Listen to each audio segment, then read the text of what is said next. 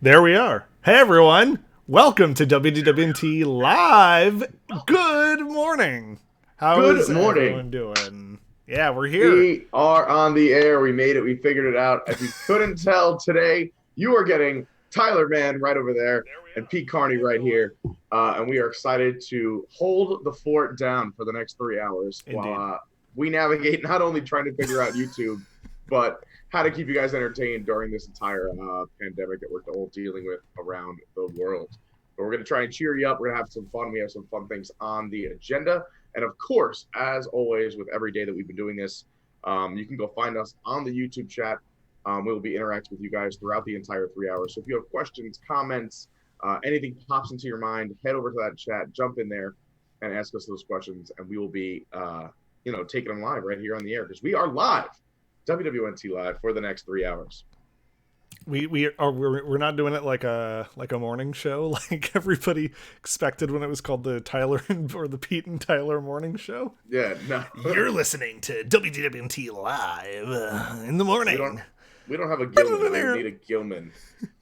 I don't know what that means. What's a What? Gilman? No, it's like the whole live with like what is it now? It's Kelly and Ryan. But it used to Oh, be like with okay. Regis and Kathy Lee. Like Gilman is the only like glue that holds that show together from when my mom watched it as when I was a kid until now. Oh, you need a third person then? Like no, he's just like the producer in the background that holds the glue that holds the show together, and we're just us. We're just out here, you know, all willy nilly. Well, I should probably. Oops, my bad. I should probably put up before we start with Well, anything because people are going to be asking questions and stuff. I'm just going to put up this little graphic.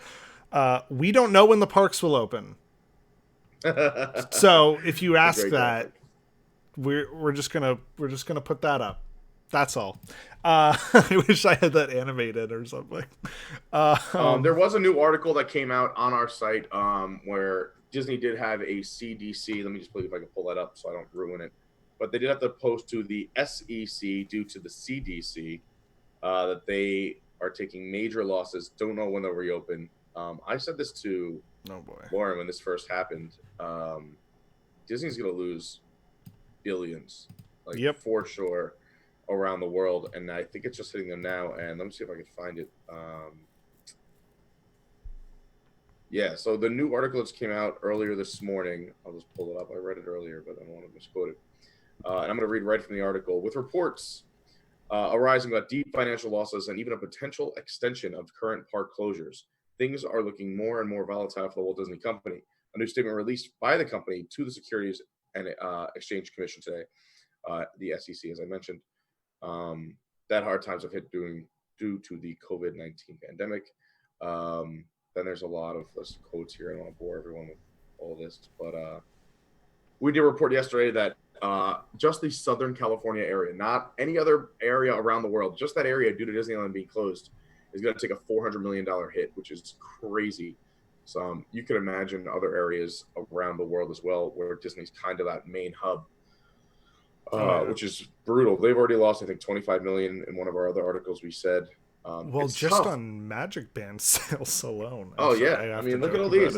it. I have. Thank God I have them stored up for the pandemic. I got my one.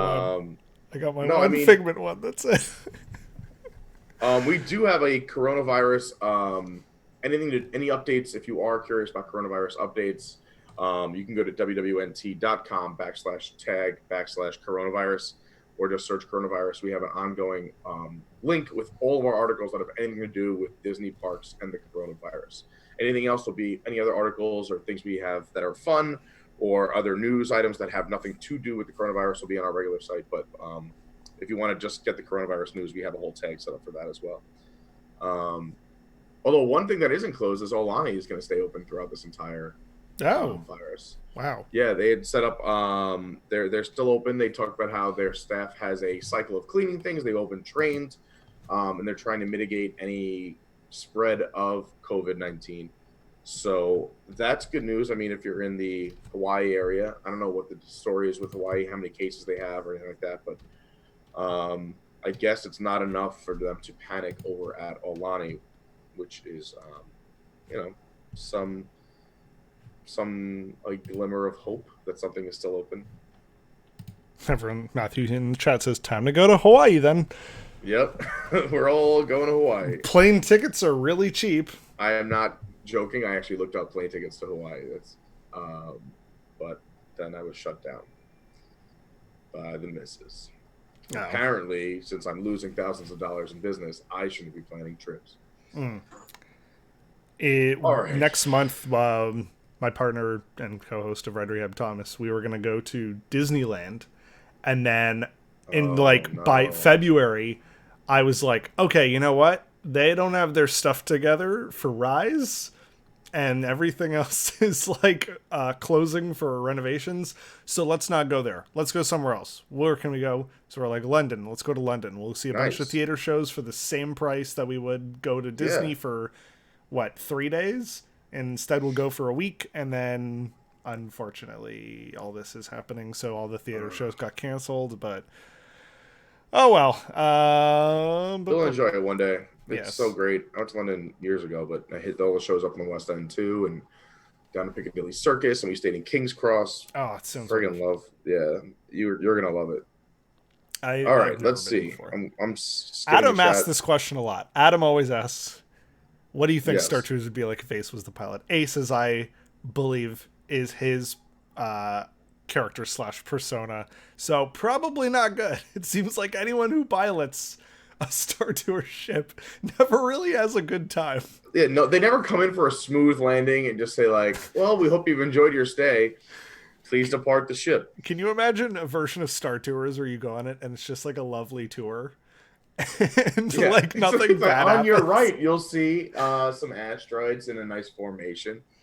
I often make that joke about like, oh my God, like Star Trek is supposed to be this world, like old good Star Trek is supposed to be this world where everything is peaceful. They figured out that no one needs money, everyone has all the food they'd ever need, but yet something terrible always happens to everyone.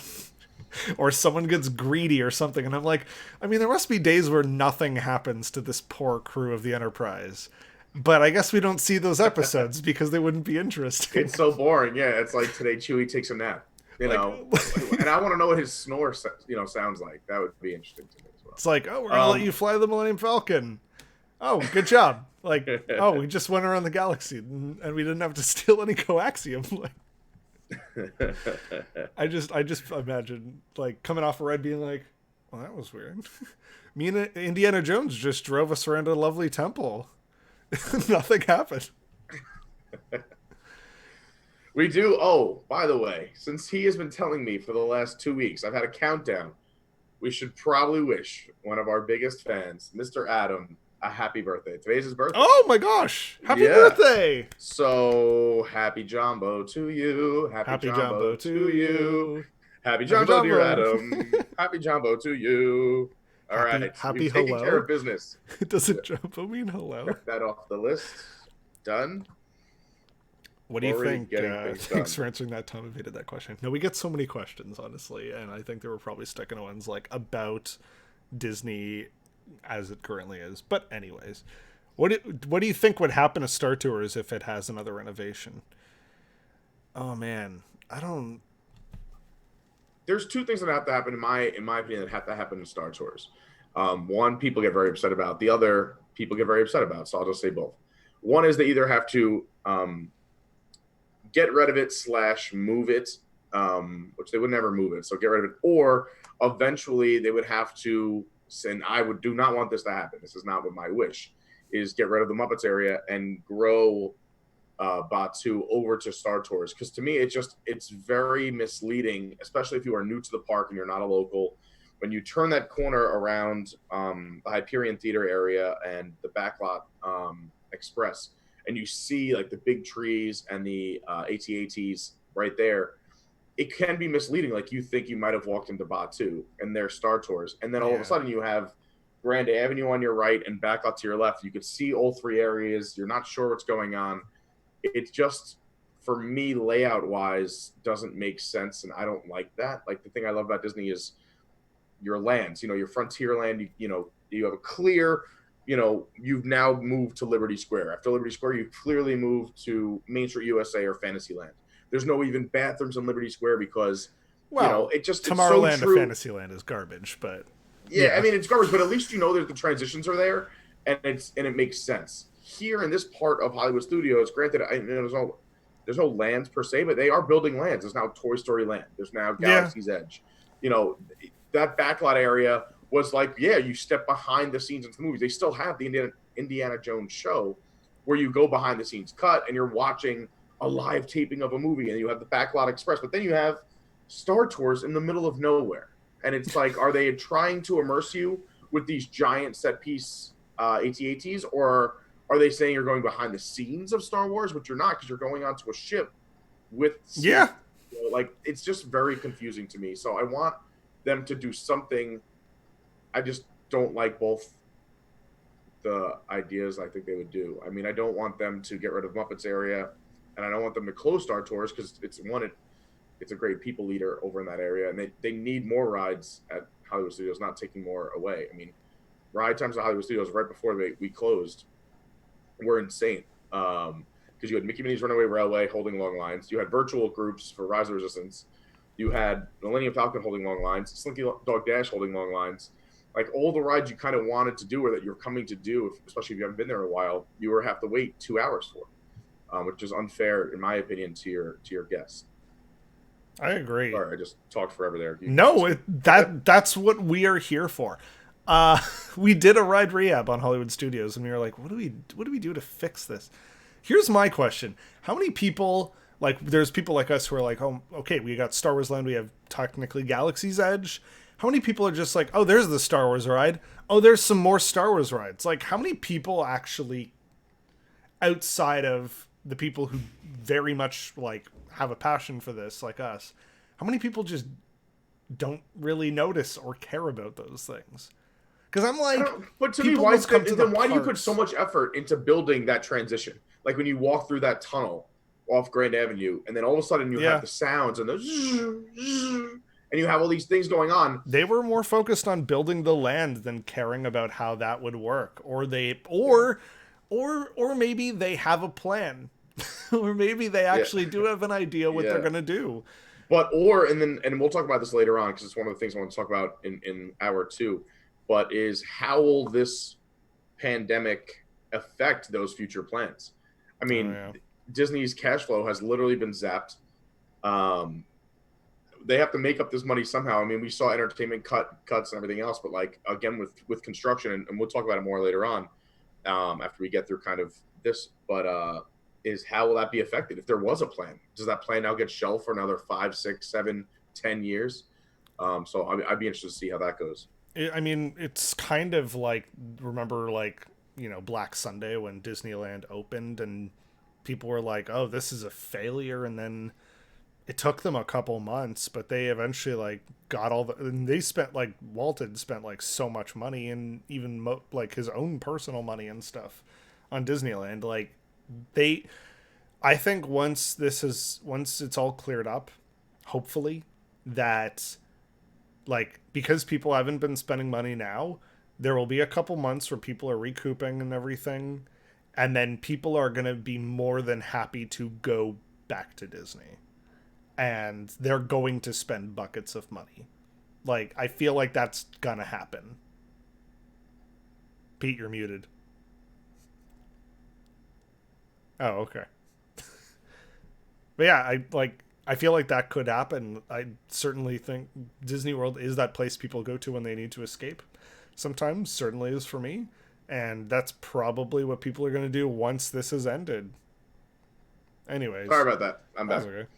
No, there was a lot of background noise going on outside, so I just figured it'd be easier to mute for a minute and let everything happen. And then acknowledge it afterwards. That makes sense. Shornforce says, love the Roger Rabbit thing in the background. What is that? Well, we did an event called Stage 89, which I'm sure we'll share some stories from here, because it was very fun. It was an event that we hosted. I think it was with WDW Celebrations, the last event that they were hosting, and it was a celebration of all things 1989 at the Disney parks. God, it sounds like I had that memorized. Because when we were walking around Disney World, we had these big lanyards, and cast members would be asking us, hey, what's this 89 thing? And I was like, oh, well, and then I explained it. Like when we were at Typhoon Lagoon, they're like, "What's 89?" I'm like, "Oh, well, did you know it's the 30th anniversary of this park that you're currently a lifeguard in?" They're like, Yeah, we were the "No." only ones. We missed you that day because I remember we went there and there was like we were supposed to have a meetup at We did. I Typhoon was Lagoon. there. Oh We yeah, saw that's each right. You other. were there. Yeah, We yeah, went on yeah. everything. Who else was there? It was me, you, Tom, Nathan. I feel like was there. Matthew was there. Yeah. Nathan's. But it was like eight of us significant from the other company, and came. everyone else were like, I guess everyone really doesn't like the water parks. Ashley. No one wanted to I wake up at 10 a.m. to go to a water park. yeah, but it's 10 a.m. But to me, when you're on a Disney vacation, 10 a.m. is like lunch. I'm up at 6 a.m. and I'm on a Disney vacation. But I'm a nut. I don't go for relaxation. I go for the go, go, go. All right. I figured let's just blow. I'm just trying to catch up on chats. Do you want to blow through some of these questions really quick? Yes, go for it. So just going from literally the beginning, I'm just going to scroll down from the get. What do you think Tom Corliss does now that the parks are closed all day? I'll let you take that one first. I mean, I know what he does because we talk to him every day. I know what he does too, but I have a more fun answer than that. So, okay. Hey, okay. Well, you just give your fun answer then. No, I was going to say the reason he's not on the air today is because he has to designate one day a week for crying to himself alone in his home. I believe he lights candles, dims the windows, puts on World of Color. Yeah. We're gonna get dinged on. I think he strokes Plush in his chair, just weeping. That's how I envision what Tom is up to today. Oh no, I can't go back further in the chat. I already went too far down. I didn't know you could do that. What else? So we talked about Adam again. Big happy birthday to you. Yeah, there's a lot of questions. Jeez. Yeah, that's why I was like, we should catch up on some of these, and we'll go back into our conversation. Does Chewbacca sleep on his backside or stomach? These are the important questions. I don't know. I've always fallen asleep first. And fired. That's great. Our new RPG video is coming up. I'm surprised there's more than one person asking about this. Yes, we were actually going to restage 2 of the original RPGs because we still have it. So we were thinking about during WDWNT Live, we might WDWNT Live, we might redo the Jungle Cruise or the Haunted Mansion one, just because those are still there. And which sucks because those are the 2 I think I did, and I missed the next 2 after that. Yes. So I have to miss those. Yes. I'm gonna be so I mean, pissed. you were in the Buzzy one, which we could also restage. Buzzy one was great. Buzzy one, was one of my favorite ones. You drank Buzzy.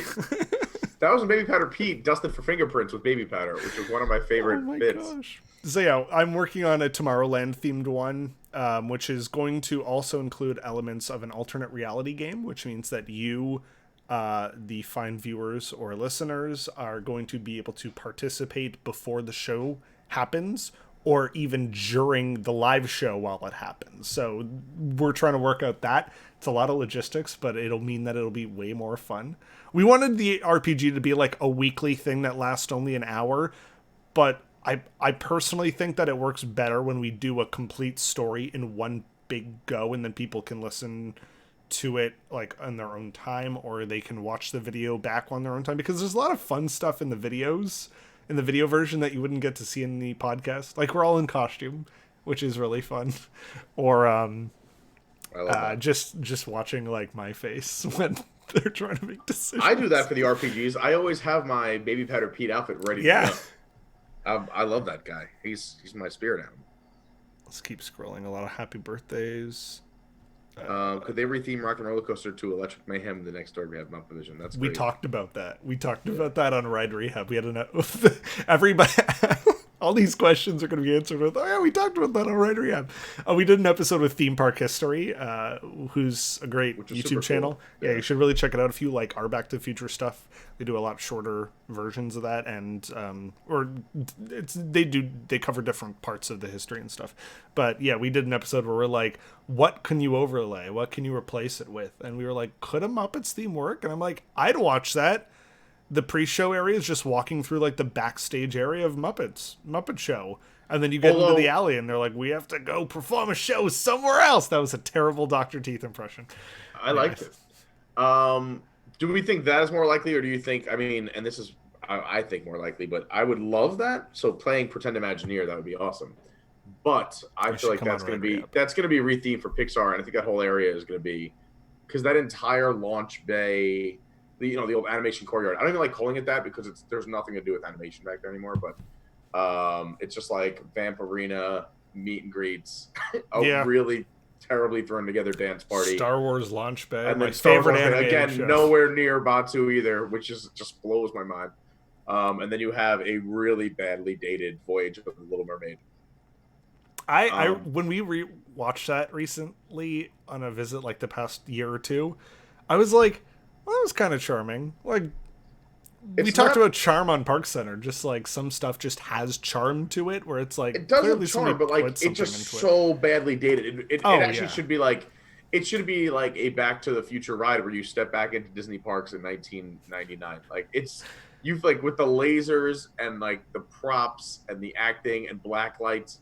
It probably was so cool, like and it was so cool when I was 12. Yeah. But now it's like, what are we watching? Like, what? It's like kind of like what's happening. Like, I don't know. It's charming, but I wouldn't cry if it left. Most people don't know that animation courtyard was because that was sort of the entrance to the studios. Yeah. Basically, you'd walk in, there'd be that opening area, but then you would walk into That's a why that working arch movie is studio. there too. Exactly. Yeah. And you'd start by like there'd be a demonstration of how animation works, and that used to be an animation building. That's where movies like Lilo and Stitch were made. If you watch the Lilo and Stitch documentary, Chris Sanders is on the roof of the parking structure, and that parking structure is the one that's like at the back part near Toy Story Land. Those are still there. That whole animation building is still there, and that's why they can't do really anything with that area, because that's still an operating office building.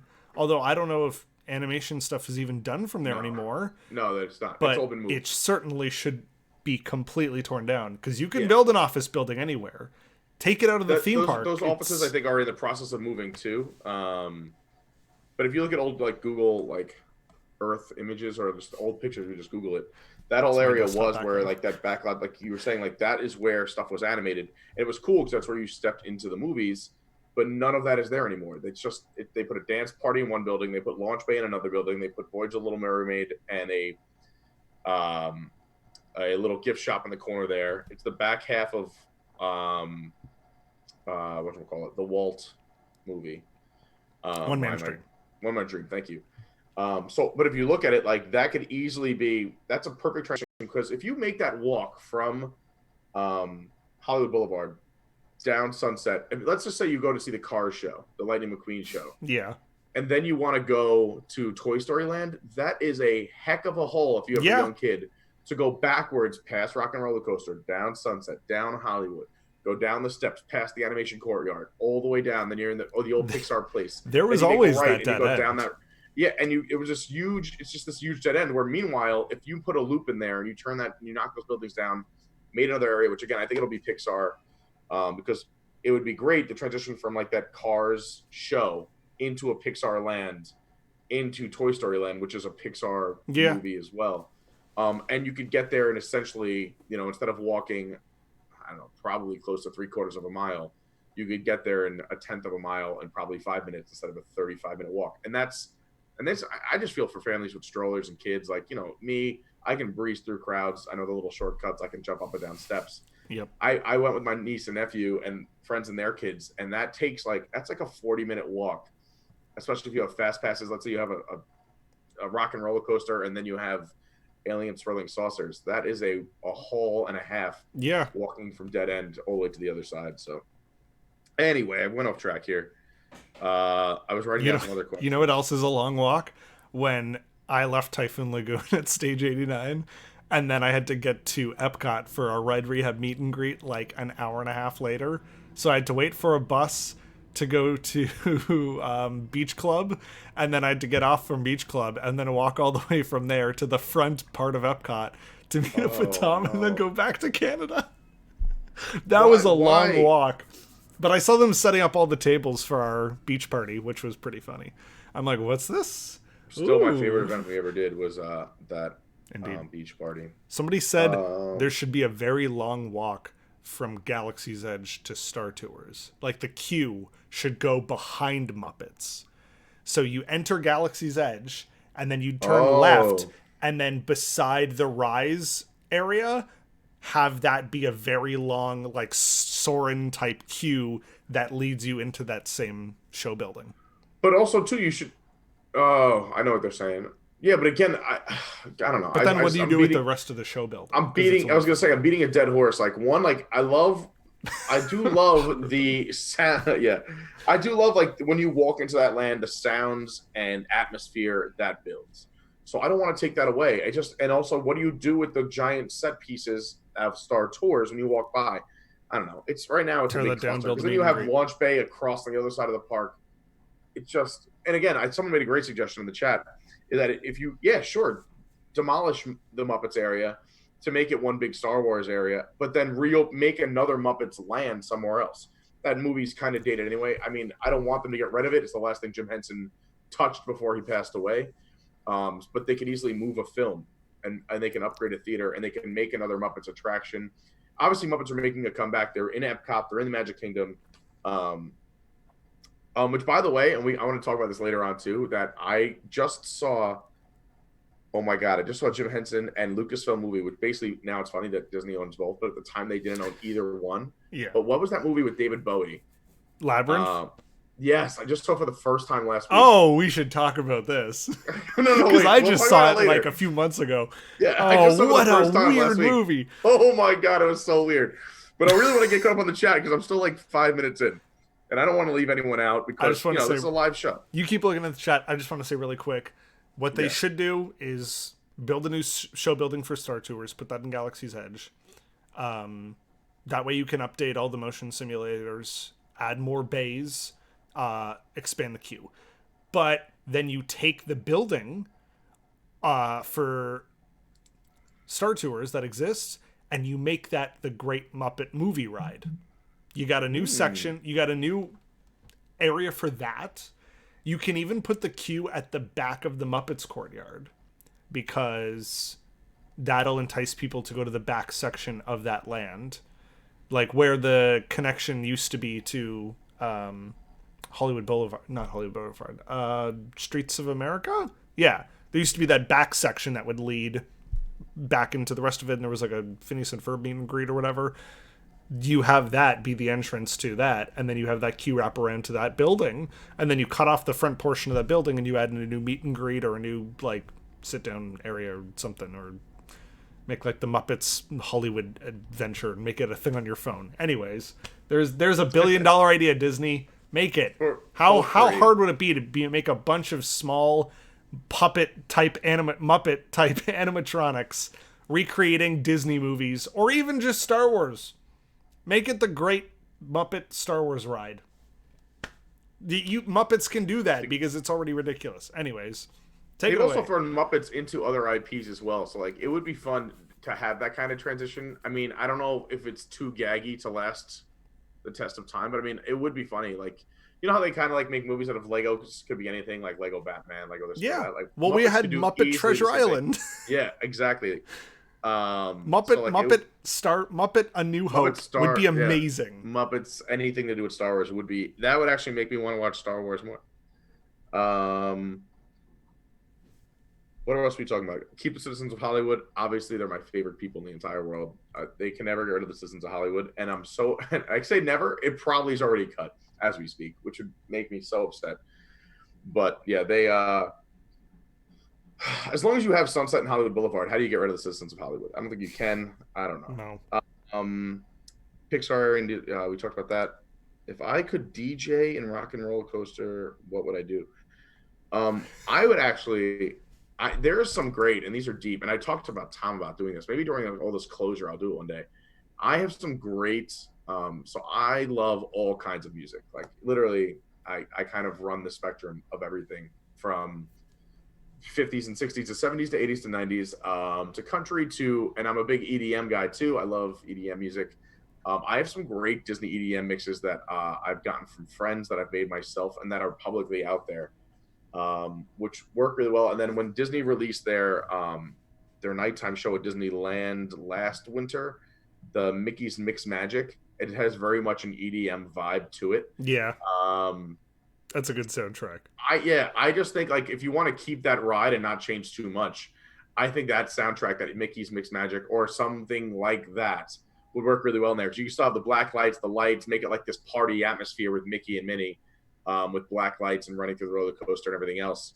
And also, since that's the only coaster that loops, and that is kind of crazy at Disney, it makes sense to me to have this kind of like electronic, wild and crazy soundtrack. I mean, granted, you could put in some another great rock band, like Aerosmith. I actually don't have any Aerosmith issues except for the fact that they are becoming a little dated.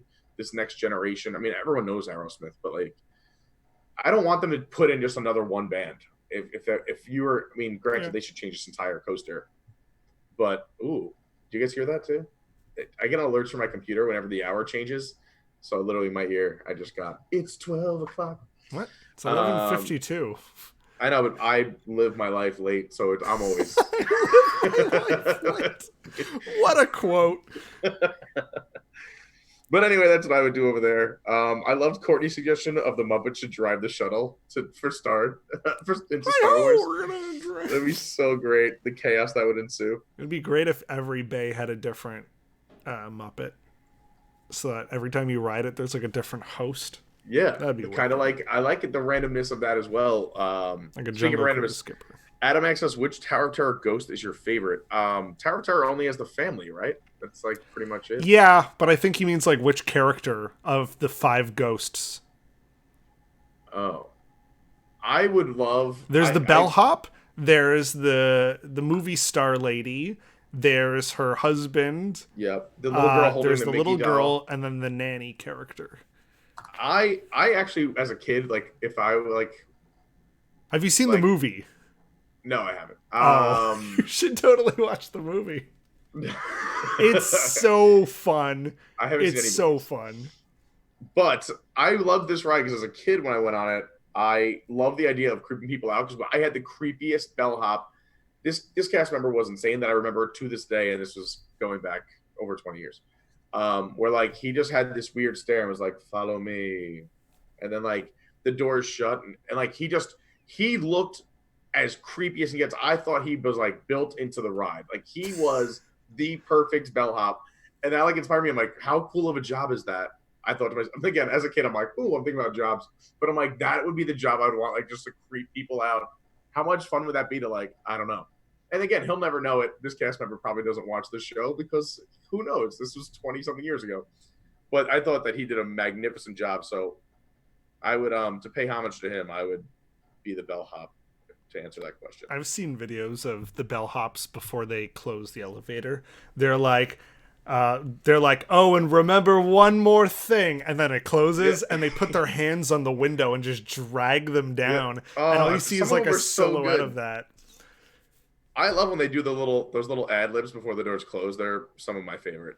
Even on Breakout, a lot of ride through videos I've watched to that. A lot of the attendants there are like, "Do you remember what Rocket said not to do?" And then it's like closed right away. That's the most fun thing to do. Let's see what else. Stage 89 was incredible. I totally agree. How did Tom and I meet? I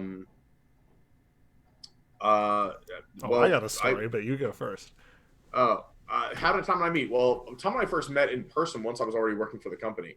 I don't know, for anyone who is new to watching WDWNT, I lived in New York. I just moved down here in August to the Orlando area.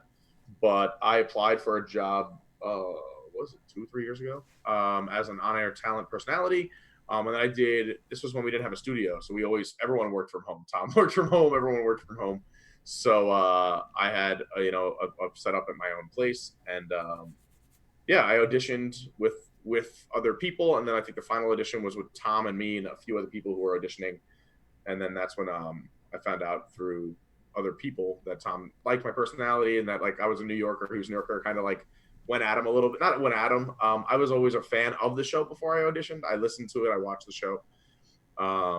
So yeah, we first met in that audition and then on air for shows. But again, we had never met in person until it was the first time I met Tom in person was the Animal Kingdom 20th.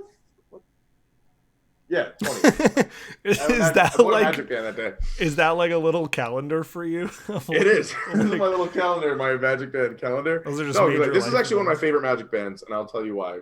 I'll go off on a tangent, and then you can tell your Okay. story because I have to do other things too. So this Magic Band is one of my favorite Magic Bands. It is from the 20th at Animal Kingdom. I had flown down from New York. I was traveling down here probably 3 or 4 times a year before I moved down here for various work, but mainly Disney stuff.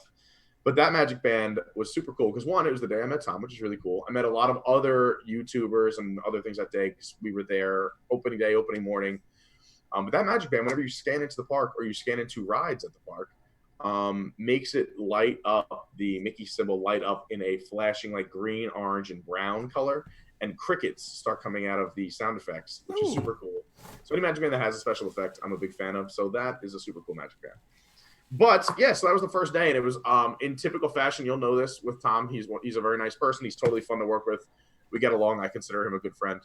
But anytime you meet like Tom, it was Tom and Jason. Like it was super awkward. Like I work for him, so I was like, "Hello, like hi, it's me, Pete," and he's like, "Hey," like I don't know. It's always so awkward until like you get to know Tom. There's just weird awkwardness. And I was expecting like I'm a big maniac personality, so I'm just like, "Hey," and he's just like, "Hello, hello." So, but yeah, that was the first time I met Tom, and then we had met up at other events, Stage 89, Rex the Holes. I still flew down for both of those events from New York, and then once I did those events, we were pretty close. And then once I moved here, now I see him all the time, at least probably once a week, if not more than that. So we actually just hung out. We went to the last day before the parks closed, so that was at Sunday. Yeah, I saw him at Epcot, and then we went out to a lounge afterwards with some other friends. Then we ended up going to Jelly Rolls with some other friends. Of course you did. Of course. It wasn't my idea. Someone else suggested it. And Sean was there, who works for us. There was another fan that was there as well, and some other people. But yeah, it was very funny. Sean, I don't know if it was Sean's first time there or not, but he texted me. He's like, "Oh, I'm at Jelly Rolls. How come you're not here?" I'm like, "I don't live there." So then I told everyone, I was like, "Sean's there." And we all decided to go to Jelly Rolls, which was a lot of fun. Good way to send off the parks on Sunday night. But anyway, how did you meet Tom, Tyler? I don't remember. I used to watch or listen to other Disney podcasts at the time. Ones that how do I say it? Another one. Anyways, I don't listen or follow them anymore because obviously I'm here. But I don't know. I think I was just recommended like News Tonight when it was live, back when it was like the radio showed that they also like live streamed and played games and stuff. And I remember starting to watch it and I'm like, boy, this is a very cynical show. I love it. Cynical because they just took a more adult not dark, but like a more adult tone or comedy tone when making fun of stuff like the fake commercials and everything. So I started watching it and I was playing the games and I still never got prizes, even though I work here.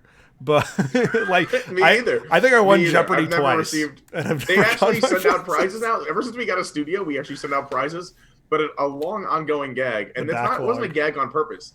Was that like no one knew who was supposed to send out the prize? So Nick was supposed to send them out, or Jason, or someone.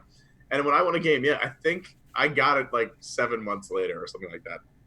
But I used to play the games, and then me and a bunch of friends, we drove down to Disney from Toronto to Florida in a van in 24 hours straight through the night.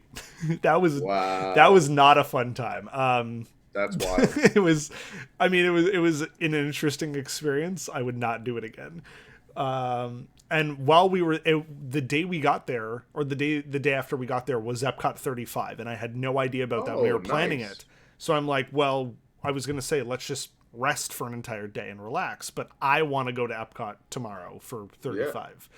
I don't know about you guys. They're like, well, we're not gonna let's all go as a group, obviously. And so while we were there, I'm like, boy, I bet like every Disney blogger that I follow or vlogger is here right now. I wonder if I'll run into any of them, because I liked a bunch of them, and sure enough, they had like a meetup and everything. I didn't know about that. And by the end of the day, I was like, boy, I didn't see anyone. Wouldn't it be weird if, like, as we're leaving, we just ran into Tom Corlett? Oh my God, there he is. And we were in the line for like the 35 merch, like when it was in Inventions at that time. It was there was like the anniversary store pop-up they set up, and of all the places, we were in the line and he was coming back because he had just bought a bunch of stuff, and I was like, hi, and he's like, hey, and we're like, I'm fans of the show, and Thomas like sort of knew who it was because he wasn't really watching it, but I was. And so we were just talking, and I'm like, I'm actually a Wigs member. He's like, oh, you should have come to our thing the other day. I think it was the day before. And I'm like, we weren't here. We just drove down here.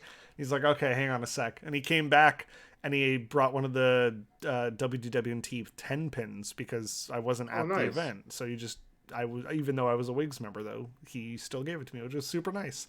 And then after we had been to Disney, I'm like, you and I should start a Disney podcast, because we were looking for an excuse for me and Thomas to just talk and rant about stuff. And so I was like, we should start a podcast. And then I'm like, we should just go to WDWNT and ask if we can do it for them. Like they would host it, and then we'll just produce content for free. And then I also auditioned to be one of the on-air talents. And they're like, well, you're doing the podcast, so you'll be like part of the team already, but do you still want to audition? I'm like, I think out of fairness I should still audition, so you know what I can do and stuff. And then I did audition. It was like a group thing where we all play like around the hub, basically. I think it was same thing. And then we started doing the podcast, and then slowly I started becoming more within what we do. And then I did the graphic for Reflections, and then I came to 89, and we were having a staff dinner at a Primetime Cafe, and the one empty spot at the table was beside Thomas and me, and so Tom came in late and then sat down next to us, and I'm like, oh, okay. It's just the guy who like created this amazing website, and I've been like a fan of, and and I'm like, hey, he's like, hey, I'm like, I'm Tyler. He's like, yeah, we met last year, and I'm like, oh, okay. like that one brief encounter we had. And then he was throughout the dinner, he was just like, yeah, cool. And then one point he just leaned over to me. He's like, by the way, that graphic for Reflections looks amazing. Thank you so much for doing that. I'm really happy with it. And I'm like, oh, okay. And it's just like really emotional because I got to now you have a full-time job doing our graphics. Yeah. And then awesome. Him and the other Thomas was just like, thank you for, for opposing Disney. I guess he doesn't really oppose Disney, but no, that happens. I have another fun story from 89, but what's another question? Love the RPG. Can't wait. Oh yeah. Well, I was going to say there's lots of RPG love, going back, Baby Powder Pete's the best. No. But I can't wait to be back on it. There was a question. You're going to probably redo those two challenges with our new crew or people who haven't been in the main, people who weren't in the marathon version of Jungle Cruise and a Haunted Mansion RPG. Yes. So whenever we write a new one, whoever does that or whenever that happens, I'll probably do one of those. Or if you redo Expedition Everest, I never was a part of that, so I would do the Expedition Everest one. Did you watch the episode? I did, but I mean... Oh, so you know what happens then. No, but I don't really remember what happened. Okay, but there is multiple things you can do. I was going to say, can't other things go wrong or take place? Yeah, there's a whole thing that didn't happen. Yeah, so whatever. So, like, there's a whole bunch. I barely remember it anyway. I don't remember yesterday. There's a whole bunch of lots of stuff that didn't happen in that. But yeah, I love my favorite RPG comment was RPG is our escape during these dark hours, which is great. Thank you. We took care of that. Nobody really comments or sends any emails, or not a lot of people do that. So I don't know if people watch or like it or listen to the podcast. You have an email for WDWNT, right? Yeah. It's Tyler at WDWNT.com. There you go. So if anyone has RPG questions, suggestions, things you liked, that's the email to hit up.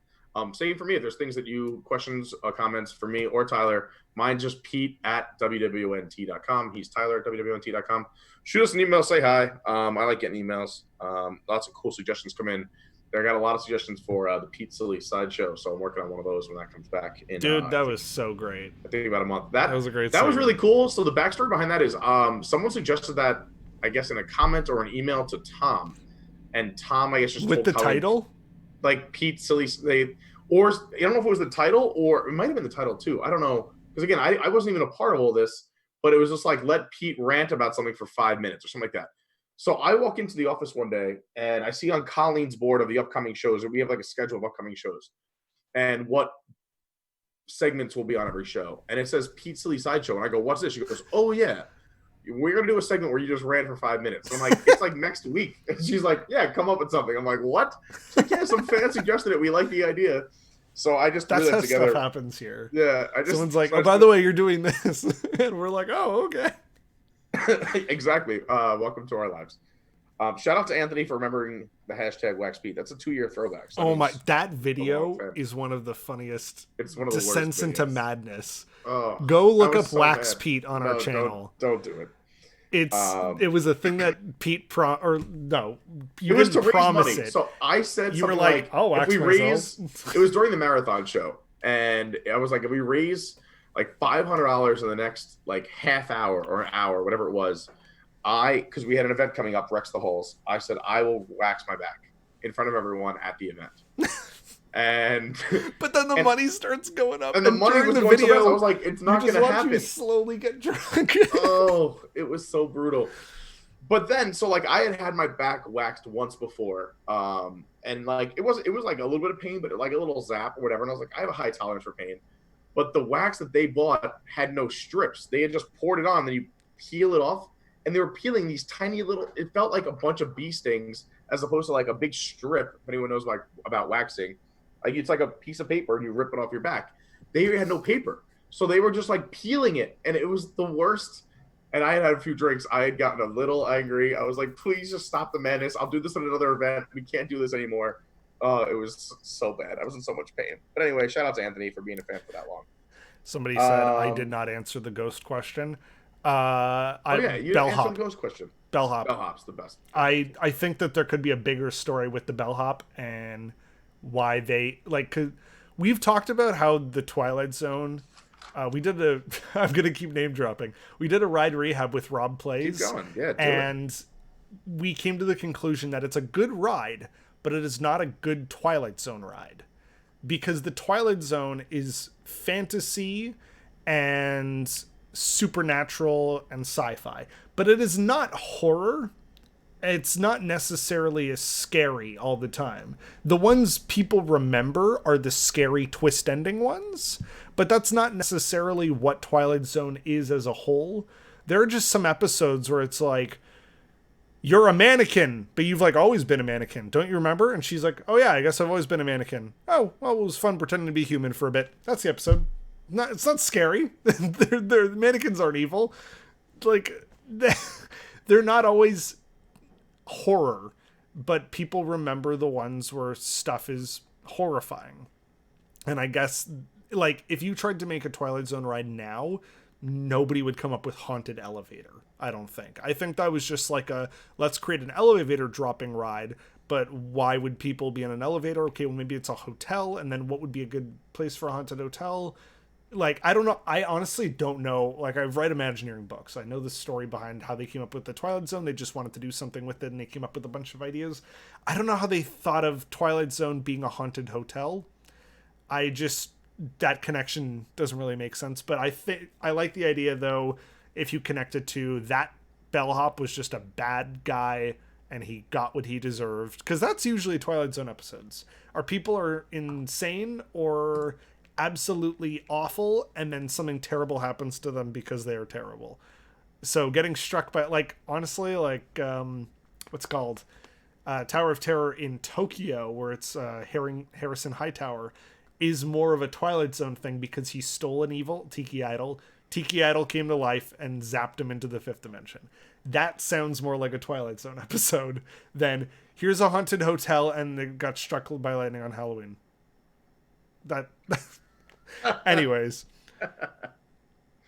Pete, what is your funniest Disney dining experience? Oh, that was asked for both of us, but I have to think on that. Do you have one? Oh, that pops into your head? It was that dinner at Stage 89.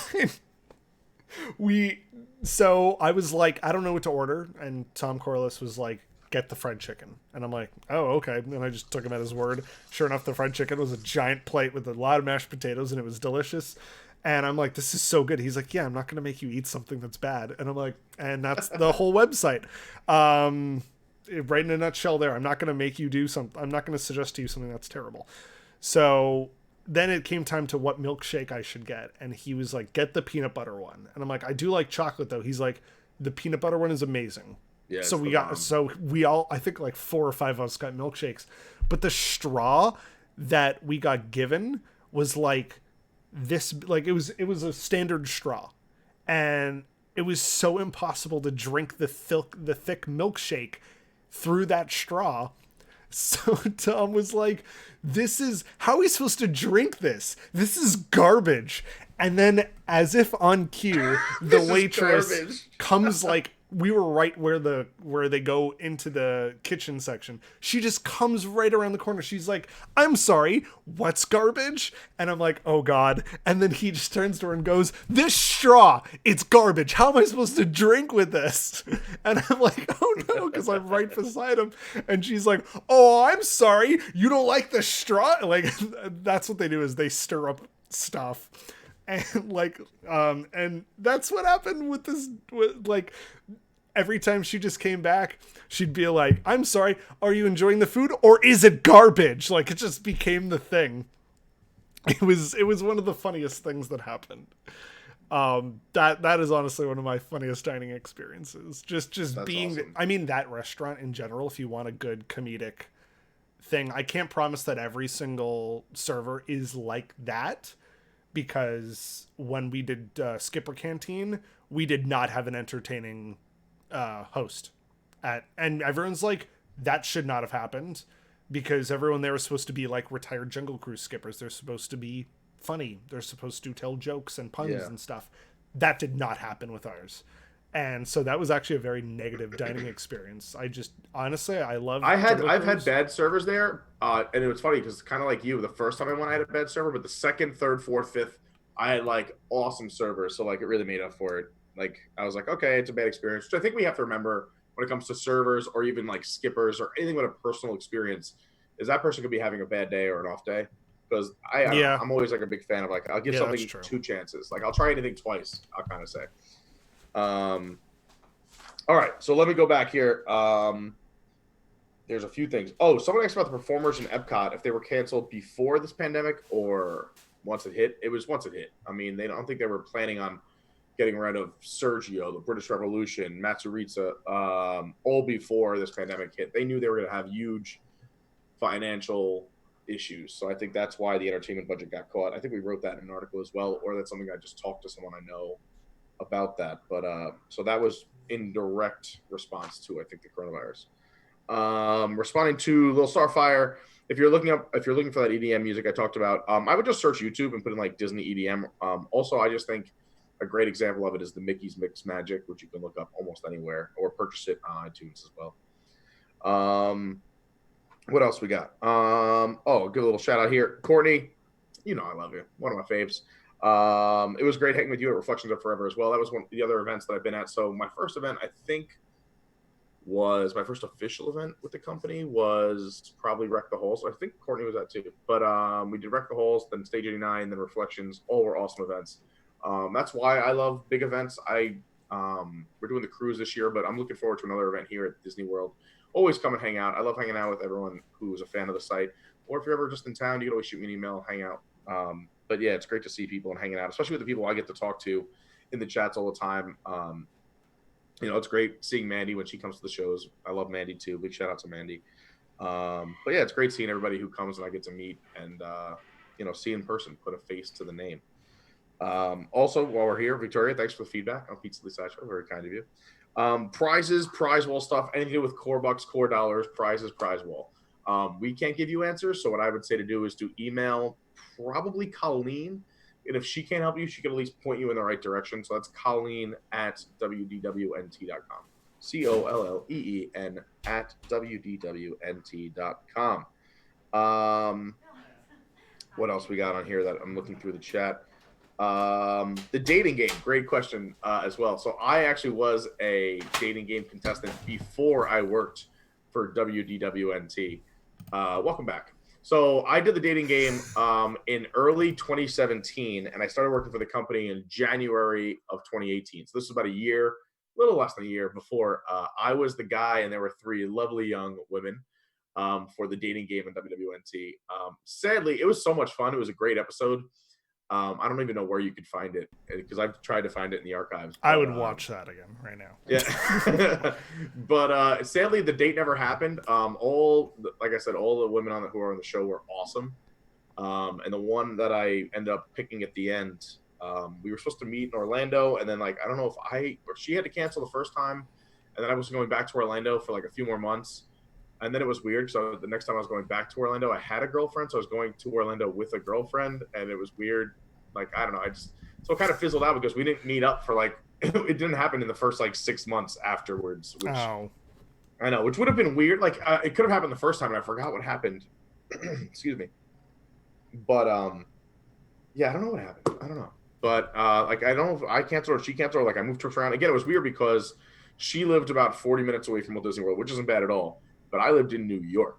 But I was coming down to Disney 3 or 4 times a year. So I was like, oh, we could do it, whatever, at least sometime in the next 3 months. And I was going in like 2 weeks after the show. I don't think she could have done it then.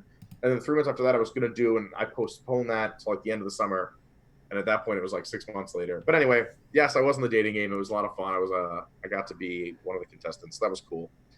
Also, we have a visual aid for the story that happened at that dinner at Stage 89. I'm just going to bring this image up on the screen here.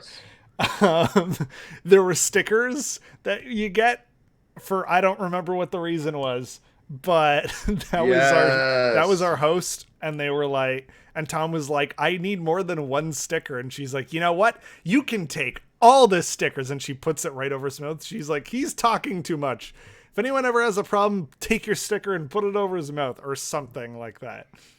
That was super entertaining. It was a great experience. Oh, I never did the dining question. I just, one popped into my mind now. Again, like I have a lot of, I don't know, was it funny or best? I don't know, but this is kind of a blend of both. What event was this? I think it was Rex the Holes, but we did a group dinner at Hoop-de-Doo Review. And there was like an hour beforehand with like free time. So we were all like drinking, having a good time. It was late at night. We were the late show. I think it was like the 8 o'clock show or the 8:30 show. But anyway, so you're having a bunch of drinks. So by the time we got into Hoop-de-Doo, and if you've never done the Hoop-de-Doo Review, it's this live. It's amazing. Everyone should go do it. It's so much fun. If you have Tables in Wonderland, you get a discount on the third show every day. Basically, there's a cast of 6 people up on stage, and your food is already predetermined. It's kind of like an all-you-can-eat, but they bring the food to you on the table. Just like, so they'll bring like a bucket of ribs, a bucket of corn, a bucket of mashed potatoes, a bucket of chicken, baked beans. It's just like a big barbecue in like someone's backyard. You're sitting almost kind of family style. It doesn't matter. Sometimes it might be with just your family, but there's long benches as well, in a 2-story theater. And they're singing and dancing while you eat. Some of the songs have to do with the food that's coming out. Some of them, there's the old Western Davy Crockett type songs. But we had reserved this long group for WDWNT staff and the fans who were there at the event, if they signed up for the dinner with us. We had so much fun. We were laughing, singing. We had the best waitress. We were at, it's also all you can drink, beer and wine and sangria. So we're throwing them back. We're having a great time. I don't know. There were so many things that happened, hysterical laughing, but I think the best part of the meal is we had a ball. The entire show was amazing. They interacted with us. Tom is there, he's playing the all these instruments they bring you. Washboard, like I go to my abs. I'm like, yeah, not anymore. But anyway, we get on a bus. So you have at Fort Wilderness, you have to get on a bus to go back to the main buses. And it was Walt's birthday. It was December 5th. So I decided, in the back, the bus is packed. People are standing, and I decided to kind of take over and MC the bus. So we sang "Happy Birthday" to Walt. And the driver was totally cool with it. Yeah, the driver was totally cool. We sang "Happy Birthday" to Walt. The lights were all off on the bus, so like we were shining the flashlight. It was fun. We had a bunch of like a little show. It was just a cool bus ride. It was a great night. So I don't know. As a whole, that dining experience was probably one of my favorites. I couldn't stop laughing and smiling the entire night. So probably my favorite WDWNT dining experience, if not one of my favorites ever. Victoria says Pete's silly sideshow was the best segments on, or was one of the best segments on WDWNT. That's very kind. Very kind. There's a lot of good ones out there. What's been your favorite episode of the RPG so far? Yeah, you answered. The one that just happened, Yeti Heist, was insane. I'm so pissed I missed that. As a DM or as a dungeon master or parks manager, whatever you want to call me, I have to prepare multiple paths that they could take given certain decisions they make. And I give them choices. And at the end of it, they always say, yeah, we weren't exactly sure what we could do, even though I very specifically tell them, okay, well, this, or this. And then they're like, hey, what if we, and then some other fourth thing. And I'm like, like they'll say something I never even thought of. And then I have to just improvise what would happen on the spot. And 90% of what they did to get into the theme park was not at all what I expected. And I had to make it up. And then they, long story short, they got thrown in jail. And I'm like, and there's like some characters. I don't want to hear this. You're reminding me. Hold on. No, it's not gonna spoil anything because. All right, don't spoil anything for me because I want to do this if you ever replay it. I mean, hopefully you don't get thrown in jail. But basically, what they did. Do you know me? Do you know me? What they did to get out of jail was they had to convince somebody to let them out, basically, or they could have broken the lock. But instead, they just like started rambling about stuff that had already happened, out of context. So imagine you just I go up to you and I'm like, I'm sorry, like, imagine I see you in a cage on the street for some reason, and I go, are you okay? And you just start going, yeah, well, here's the thing, like, she's not from, like, this, she's not from here, she's from another place, and she didn't know that we weren't on the list, and they're just, like, out of context saying stuff that happened, and I, as that character, was like, what are you talking about? And they just broke somebody, they broke an NPC just due to confusion. And it was one of the funniest things that I'd ever. I was just losing my mind because their decisions were terrible. Anyways, that was mine. Pete, what was your favorite RPG? Oh my god, I need to refill my water here. I don't know. I think it might have been the original. Was the original one the Haunted Mansion? Yeah, that was the first one we did. Yeah, I think that's my favorite. Mostly because it was my first RPG that I had ever done in my life, and I've always wanted to try them out, and I had so much fun. And then like kind of once I got the idea and the hang of it, like I was like looking it up, so I kind of knew what to say and do. I didn't want to do too much, but I had so much fun. The fact that like I don't know, we did all these little things where like all of a sudden I was Constance Hathaway was my ex-wife. That was the funniest thing you could have made up. It was just I was having so much fun just riffing. Like I don't know, I did a lot of improv in high school and college. So like I don't know, to me RPG is just an extension of that, and I loved it. And that was just nice to do. Everyone was really kind to me. It was a great you set up a great format and great I don't know, I'm calling them scenes, but structure for the game. But you were a great parks manager. Are we calling you parks manager? A DM? But yeah, I don't know. That was my favorite. That very first, the OG RPG was my favorite. Back when there was just a free form, whatever was happening kind of thing. Yeah, it was. I had a ton of fun with that. I really enjoyed it. Disney Desi says, I think Pete and Eric should do a Peter and the Wolf segment. Oh, genius! Man. I love this idea. I'm going to write that down. Write that down. Hello to everybody who's joining us, by the way. This is WDWNT Live. So what we're doing is we're basically we're catching up. We've been telling a bunch of stories, but and we're still catching up. We have other things to discuss as well, but if we don't get to them, we don't get to them. But we're on for 3 hours, and right now we're just kind of interacting with the chat. So if you're watching, wherever you're watching, I'm kind of just perusing through the YouTube chat. If you find us on YouTube, it's WDWNT, and we're just kind of catching up with some questions. We're trying to get to all of them, but if we don't, we're kind of picking and choosing our favorites or stuff that we think would be interesting to talk about as we work our way through the chat. Also, you're throwing some news in there as it comes in. Apparently, someone wrote that Homecoming, Splitsville, let their entire staff go, which is really sad. I know Lansby Restaurants in the parks who has T-Rex, Yak and Yeti, and both Rainforest Cafes, one at DAC and one at Disney Springs. I highly They've let recommend their Yak and staffs Yeti. go. If it ever reopens, go to Yak and Yeti. Yak and Yeti is the bomb. Get the lo mein. Get the Yeah. honey chicken. It's amazing. I've had both of those. They're both amazing. They're so good. They're oh my god, why can't I think of it? It's amazing. Oh my god. Also, I'll think of it later on. When we were all their going food into is that, amazing. when we were going into that restaurant, it was we got this restaurant. We were like, let's go like 7:00. The park closes at like 8. So the last thing we'll do for the day, because everything will already be closed, go have dinner. And it was all practically empty. They were closing as we were finishing our meal. But as we walked in, they're like, what's your names? And we're like, Tyler and Tom. And they're like, and where are you from? And I'm like, we're from Toronto, Canada. They're like, uh-huh. What? They were like asking us like a bunch of questions. They're like, okay, get your phones out. And I'm like, what? And they're like, start filming. And I start filming. And they're like, now accepting the denizens of Toronto. And they made like a big show out of it. It was so much fun. Those are those extra little things where it's clear that like the people who are working there are having a great time, and the people who like they want the people who are also eating there to have a great time. Super Bowl Champion says, I love that Disney vlogger bit you did, Tyler. Did you write that yourself? Thank you. If you don't know what they're talking about, there's this, we did a parody of the Billy Joel song. I forget what the original song is called, The Entertainer, but it was, I am a Disney vlogger. I did not write that. Nathan wrote that and then was like, please record this. That was one of the best bits. You did such a good job. It was so good. I had never heard that Billy Joel song before. So, what? I almost just spit out. Thank God I didn't drink this yet. That would have been a spit take.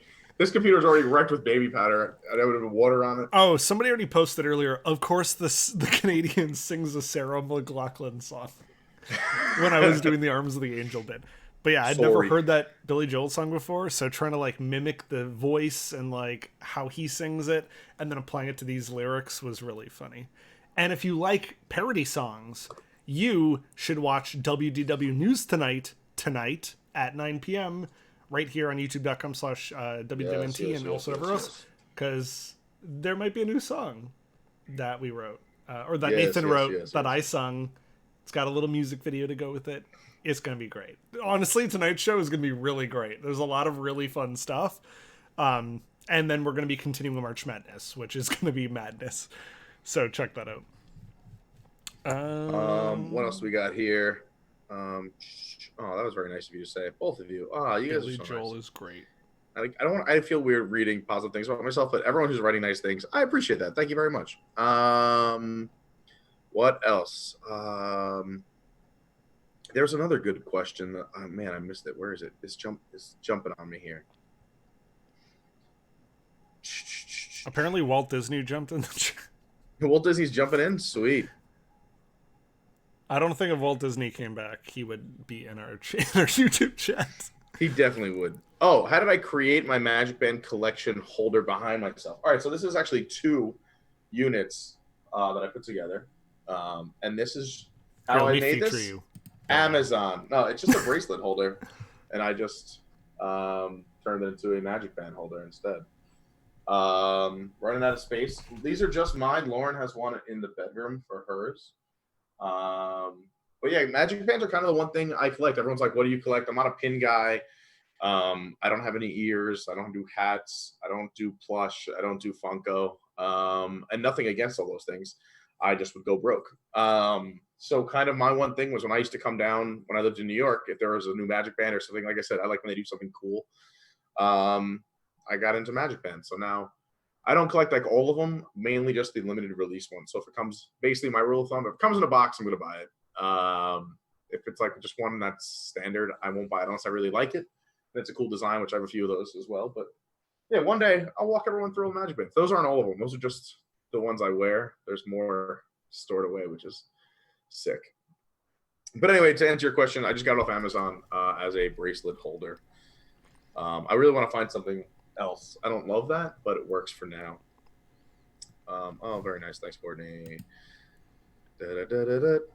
Nico says, what was the funniest birthday at Disney World ever? Have you ever been to Disney on your birthday? On my birthday, actually, so I've made it a tradition to go to Disney for my birthday the last 4 years in a row. No.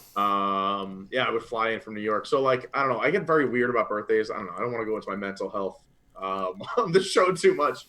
I get very weird on my birthday. I get very depressed on my birthday. It's very strange. I hate my birthday. So, like I think it was on my 30th birthday. Like I went through like a super depression. I was in New York. And like I like sat at the beach alone, and then like I just was like ready to like end it all. So like I was like I may as well just give all my money away.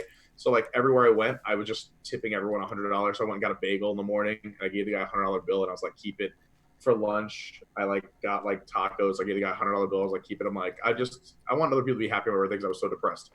Make a long story short, I decided after that, like, birthday should be fun. So I just booked myself trips to Disney. And I also, it usually worked out that my birthday was like the first day of Food and Wine. It only worked out for that first trip. My birthday was then always the day before Food and Wine for like 3 years in a row.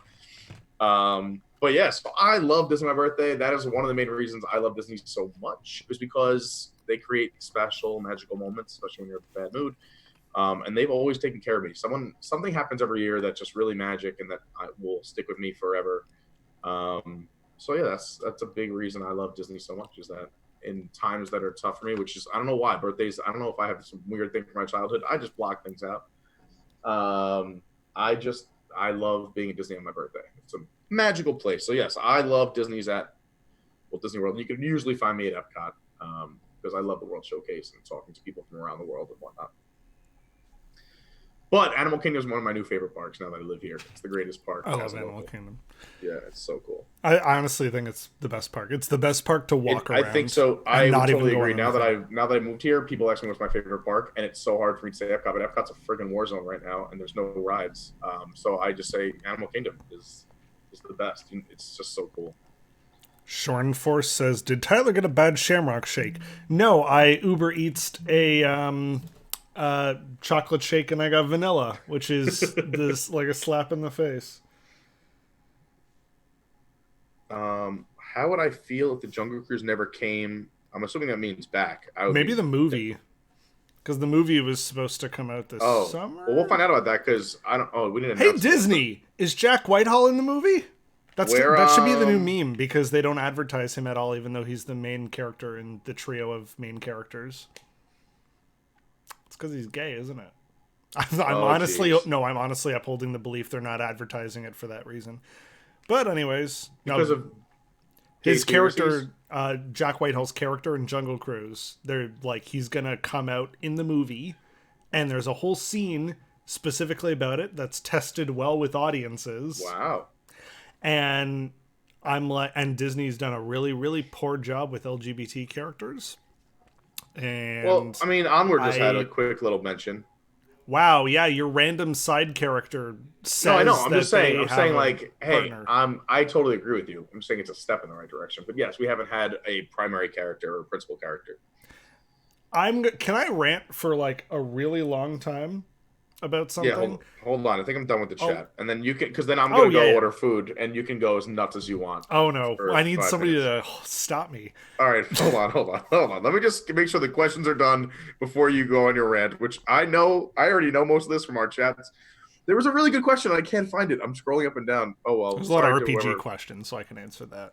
Yeah, there was a really good other one, but I can't. I already ordered my food secretly and then stepped off camera. I didn't order it yet. I'm starving. I haven't eaten yet today. How do you make a vanilla shake? I like chocolate? Courtney's comment. This social listening just seems like a really long marathon show. It does feel like that a lot. Man, where is? All right, whatever. Go on your rant. This will be a good time for me to scroll. Okay, so I think that the way that they're handling a lot of stuff in terms of diversity is just them patting themselves on the back for doing the least amount of work. For example, when they're like, "Hey everyone, Captain Marvel, it's the first lady superhero movie we're making.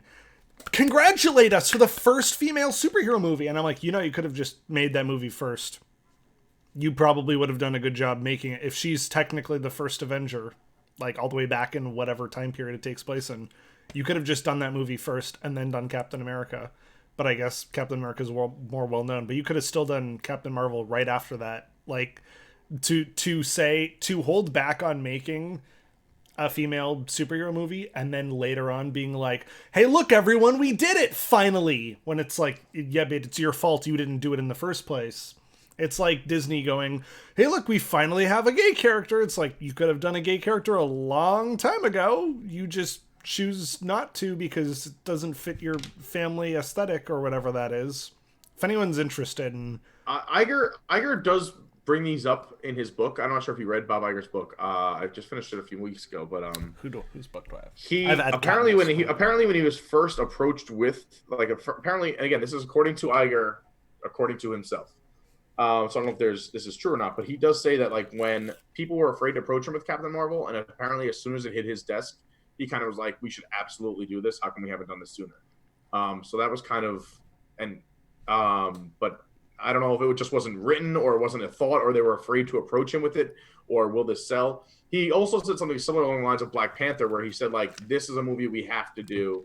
It's important." But again, like in terms of diversity, like a movie like that should have been made 15 years earlier, but was it around?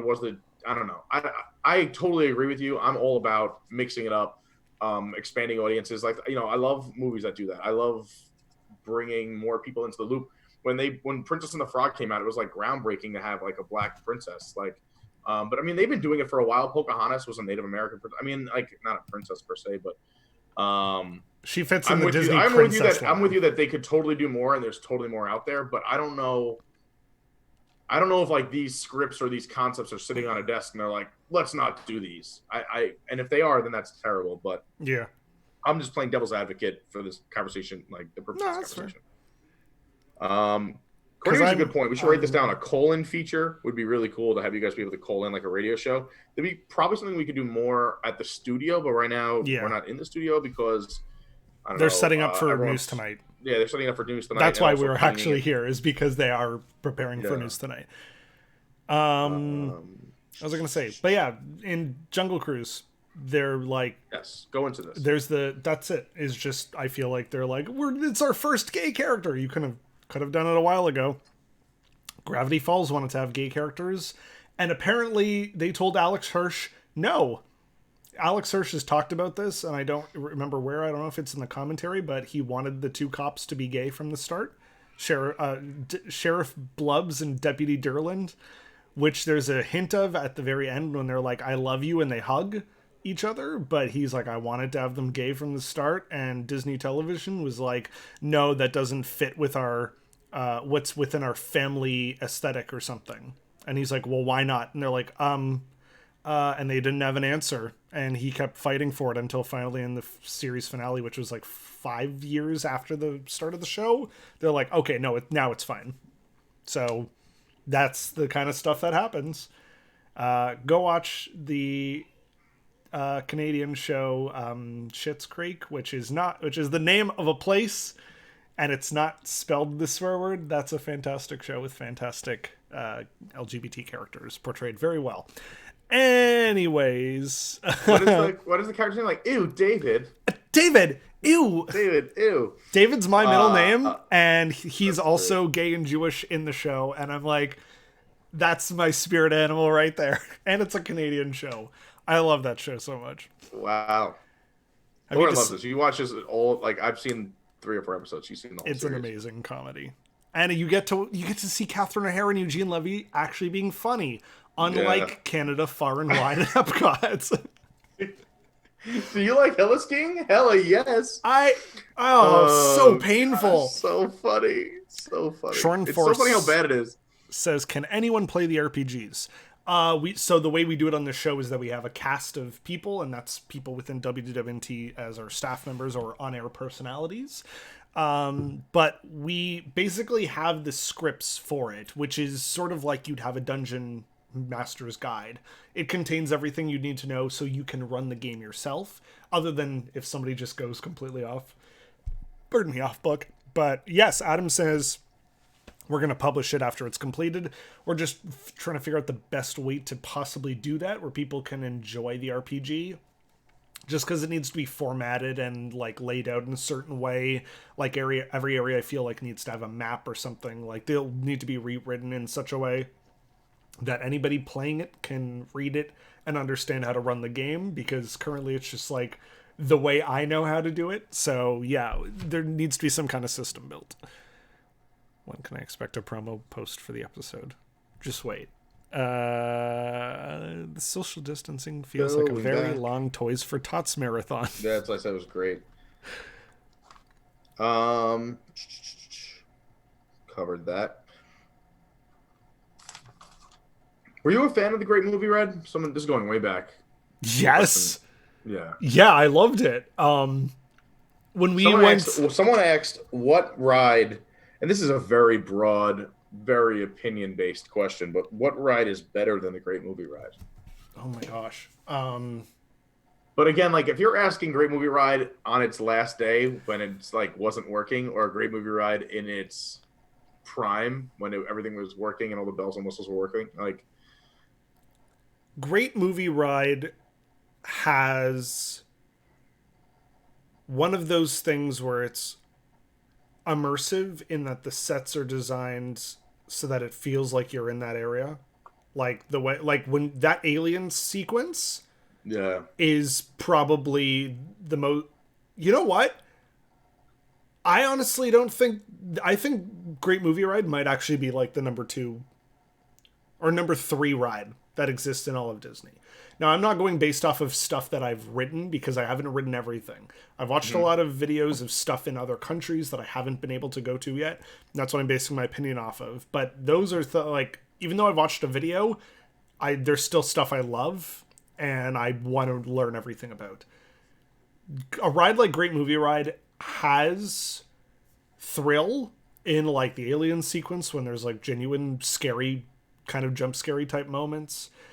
It has interaction in that it like the host of the show like gets brought into the story around them, and then that happens with the car.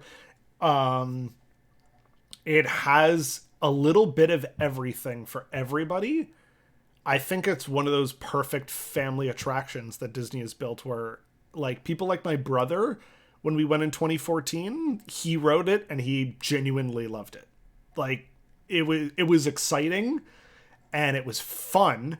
Remember fun? Remember having fun on a ride? What's that? What? Yeah, so what's that? Fun?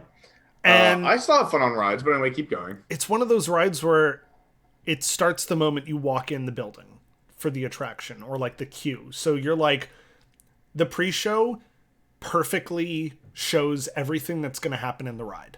If you've never seen Indiana Jones and you watch that clip of it in the pre-show, the old pre-show, like you get an idea for everything. Yeah. It's like, yeah, these are great movies, but did you know that the movies you're watching on the screen are the ones you're going to be traveling into? Like it's such a well-designed attraction. And then it has everything where it starts off fine and then like, oh, your car's getting hijacked, and then suddenly he's in the vehicle and he's driving it. There's fire, there's a shootout. It has everything. And, it does. And it certainly was the icon of that park. The only other rides I would compare it to are, I haven't been on it yet, but Rise of the Resistance has all of that. It has multiple ride vehicles and systems. It has interactive cast members. It has thrill, I would certainly say. It turns from just a regular standing transport thing to you're like running. Sorry, you start by like running out a door and into a transport, and then like there's multiple things that happen, and then it ends with a simulator somehow in the same ride vehicle. Yeah, no, I mean like, Rise. I don't want to give too much away, for those. Yeah, sorry for spoilers. Yes, it's no, but there's several different ride systems and elements that, and again, that's why I have, and people know this about me, I have only seen 1.5 Star Wars movies. So like I'm not a big Star Wars guy. And again, I have nothing against that. If you're a big Star Wars person, I'm very sorry.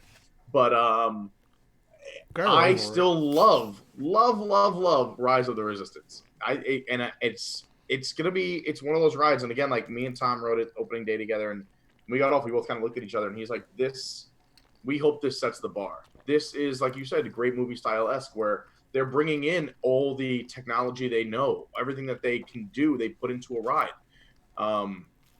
Between, messing with your mind, like transporting you, like, wait a minute, we just got on a ship, and there's a part where you get onto a ship, you go in through one door, and you come back out the same door, that you went into, and you're in a whole different place. Again, I'm trying not to spoil too much, but that's what I wish Haunted Mansion did. I wish the stretching room had the ability to spin, and it's like, well, you can go out the way you came, if only that were possible, and then you go out the same door, and you're in a completely different room. That's what I want. I want that more than anything. But the original, I mean, the whole, and I think everyone knows this. This is not a fun fact. This is kind of well known. But the whole point of that stretching room was in Disneyland to bring you down to go below the train. And that alone is super cool for that time period. You think about when the Haunted Mansion opened, the fact that they're the stretching room in general would blow people's minds. And then also they're bringing you a level below, so they're adding an effect, and that's so cool, and that's to me the beautiful part of Disney and Disney's attractions. For the Great Movie Ride, I agree with you. I think it had it all. I love that there's live actors. I love that there's animatronics. I love that it tells a story. It takes you through stories. Big nostalgia feels, which to me is, the epitome of Disney. It was a ride that I don't think needed to go. I think it could have used some upgrades. It could have used some refurbishment, some love, some new scenes. To me, it's a ride that probably could have stayed forever if you just subbed out different scenes. Even if you shut down a section of it, let's just say you had to take out change one scene, Casablanca, which they would never do, but if you just put some kind of screens up and did some kind of projection on the screen just for that portion of the ride, people would rant and riot. But if they brought in a new movie or a new scene from something else and kept the ride, it would be better than kind of canning the entire thing. It's a ride to me that could have been timeless. Super sad that it went. And even, a lot of people talk about the Muppets movie ride. I think that would have been cute. I don't know if the Muppets are big enough IP for Disney to make it their focus of a park that was there, because that was the icon. That is what you see when you walk into the park. I don't know if Disney was willing to take that chance. I would have loved it. It would have been fun for sure. But so I don't think it was kind of ever really on the table. But I don't think that Disney can use the excuse of it's not a big enough IP. I believe, and I'm going to probably say this in the next Ride Rehab, which is our unscrupulous episode. It's themed to, we're going to do both Tiki Room and Country Bears, and we have a special evil guest. We have a character who's been on News Tonight in Ride Rehab, and it's going to be great. Love it. I wholeheartedly believe that that anything could be advertised well. If you went and replaced every Tiki Bird with a new one, added a new song, remastered the audio, added a few new lighting effects, let's say, and then maybe something cool at the end. I liked it. I forget what, I think it was the Under New Management, when the Tiki God appeared from the middle of the room. That was super cool. If you did that, and then Disney said in a new YouTube video, this is the newest update to a classic attraction. We've redone everything. All the birds are the most up-to-date animatronics. We added a new song that you're going to love. If they did that today, well, not today, but if they did that right now, definitely not today, that would be the most popular attraction tomorrow. Because if they just said, hey, we're re-advertising an amazing ride, come on to it. Have you ever been on Tiki Room? No? Check it out. Because now is the best time to check. If you just said that, they're like, oh, no one's coming to Country Bears. It's not that busy. Well, when was the last time you made an advertisement or a YouTube video celebrating it? Make a YouTube video and be like, look at this classic attraction. Yeah. Or clean it up. I always said Country Bears, I never wanted to close. I just wanted them to fix it. Fix it. I know some people with the nostalgia like this, but for me, it just, Disney's better than this. Is that the clicking and clacking on Country Bears? It drives me crazy. And that show could be so fun, but it now has become a Chuck E. Cheese to me. And I know it's the Country Bears. My favorite part of Country Bears are the actual roaming Country Bears outside of the Country Bears attraction. Those guys or gals, whoever's in those out, whoever's friends with them, but they are the best part. They have so much fun dancing, singing. They're awesome. I love those guys. Isn't it fun that you go and watch one of their shows and then you come outside and they come off the stage just to say hi to you right after the show? Yeah, I mean, it's great. You I like the logic of the stage door. You don't have to hang out by the stage door for hours. Like What else like we on got one here? hand, Kylo Ren is right there coming off his ship, but in the next minute he might be aboard his ship trying to kill you. And then he might be going back in his ship at the end of the day. Logic. Boy, I am so popular today. I keep getting random phone calls that tell me that my social insurance number has expired and I'm going to go to jail. Don't you love those phone calls? No, because Anyways, we're not from Canada. We don't have social insurance. sorry, social security number. Same thing. Social security SIN. number doesn't do anything. It's just how we collect money at the end of our careers. It's not like we have insurance. We need better insurance in this country, at least in the United States, wherever you're watching from. I know people are watching from Brazil. Shout out to our viewers there. If anyone's from anywhere cool, throw it in the chat. Again, Sure. if you want to keep in touch for those just tuning in, we are live on YouTube. You can obviously watch it from wherever you do that, on your phone, on your TV. Well, if you're at work, if you're at home and you're bored, or putting this on the side. But if you want to jump in the chat, we do have a live chat going. We're trying to keep up with the chat as best we can, as well as talk about other things that are kind of popping up as we go through this. We are with you until 2 o'clock, answering your questions, keeping you up to date with all the news. I'm Pete, that's Tyler. Also, our emails are pete@wdwnt.com and tyler@wdwnt.com. And just as a reminder, if you're going to be in the chat, we just want to let you know, we don't know when the parks are going to open. We don't know. Where's the graphic? It's up. We don't know. We don't know. There it is. Anyways. Yes. I love that graphic. Let's talk about what's happening later. So right now it's Pete and Tyler in the morning.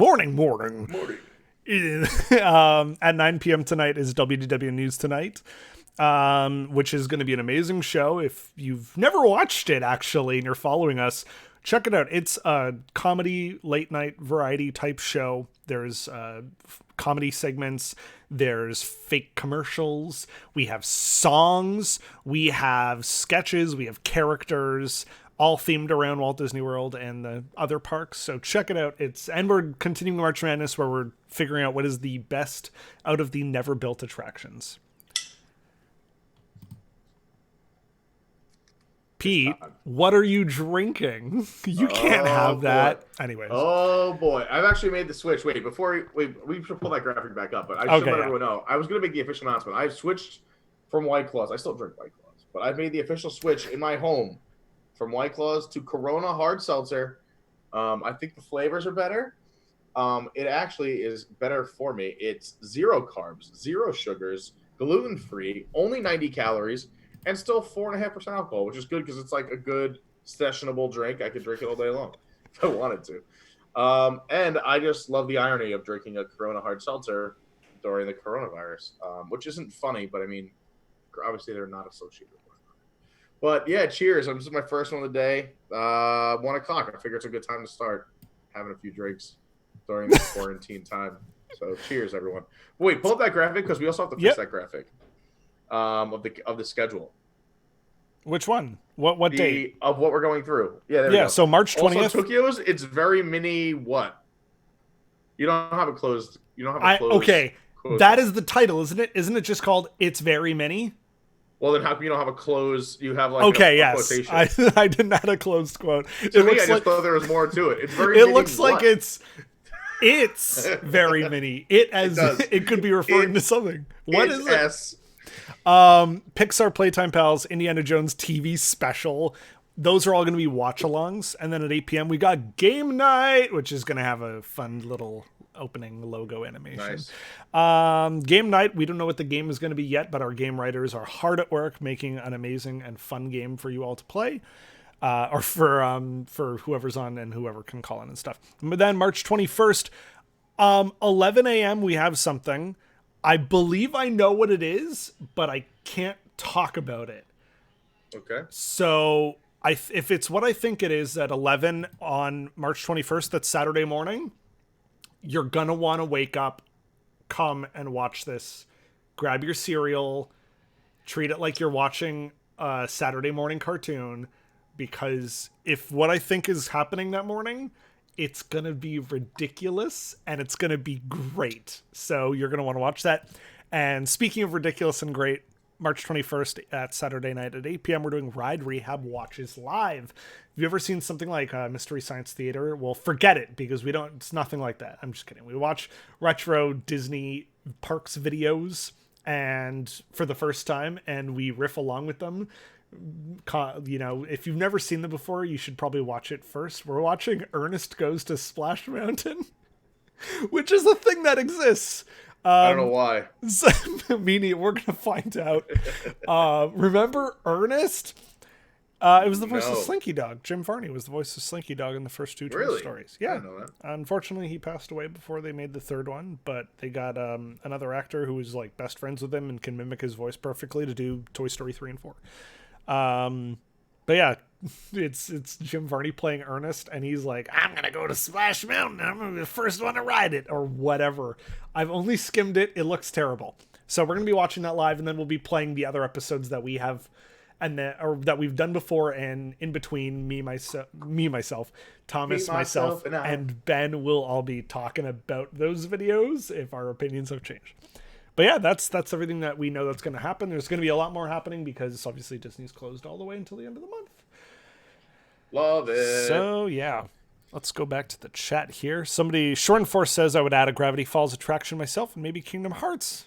Are you my clone? What's happening here? Pete's just take over for a minute. Absolutely, because we're talking about Kingdom Hearts and Gravity Falls. Once again, Ride Rehab we talked about. We did a Halloween spooky themed episode, and I was like, Gravity Falls should be the spooky section of your park because they have like cryptids, they have like creepy, like what's it called, paranormal entities and supernatural entities and stuff. You can make a really killer ride, and then you can even claim that it's a terrible ride that's stand built, which would be amazing. Because I would 100% go on some kind of ride themed to the Mystery Shack that goes wrong at some point. Kingdom Hearts, there was actually a competition show. Not a show. It was a competition thing, and it was called Imaginations, which is probably what the show at Epcot should have been called. Imaginations was your chance to be a Disney Imagineer. You would get in teams at your college or university of you and your friends or whoever. You design a ride, attraction, area, basically what we do on Ride Rehab, where we come up with ridiculous ideas, but you would do that actually, and then you enter this contest and you get to pitch your idea, and then at the end Disney decides if they want to move forward with it or work on it. We got everything ready for a Kingdom Hearts ride, myself and my friend Tora, who we actually wrote and produced the Kingdom Hearts parody musical together. So yeah, we had set up this whole Kingdom Hearts ride. I built it in Roller Coaster Tycoon. It was even a motion simulator. I love Roller Coaster Tycoon. ECV ride. Remember Roller Coaster Tycoon 3? Somebody custom built motion vehicles like Dinosaur. More like the Spider-Man attraction at Universal. So I built a version of that in Roller Coaster Tycoon, and we had written dialogue for what would be the story. It would be like you're on a mini gummy ship. And then at the end of and then at some point, Sora, like a physical actor, would appear with you in a pre-show, and then appear with you in the ride at some point, like how at the end of what's called Poseidon's Fury, like there's an actor who joins you the entire time and then is in the finale of the attraction. That was what the ride would be like. And then I found out you can't enter if you're from Canada. So there went our hopes and dreams, and instead we wrote a Kingdom Hearts musical.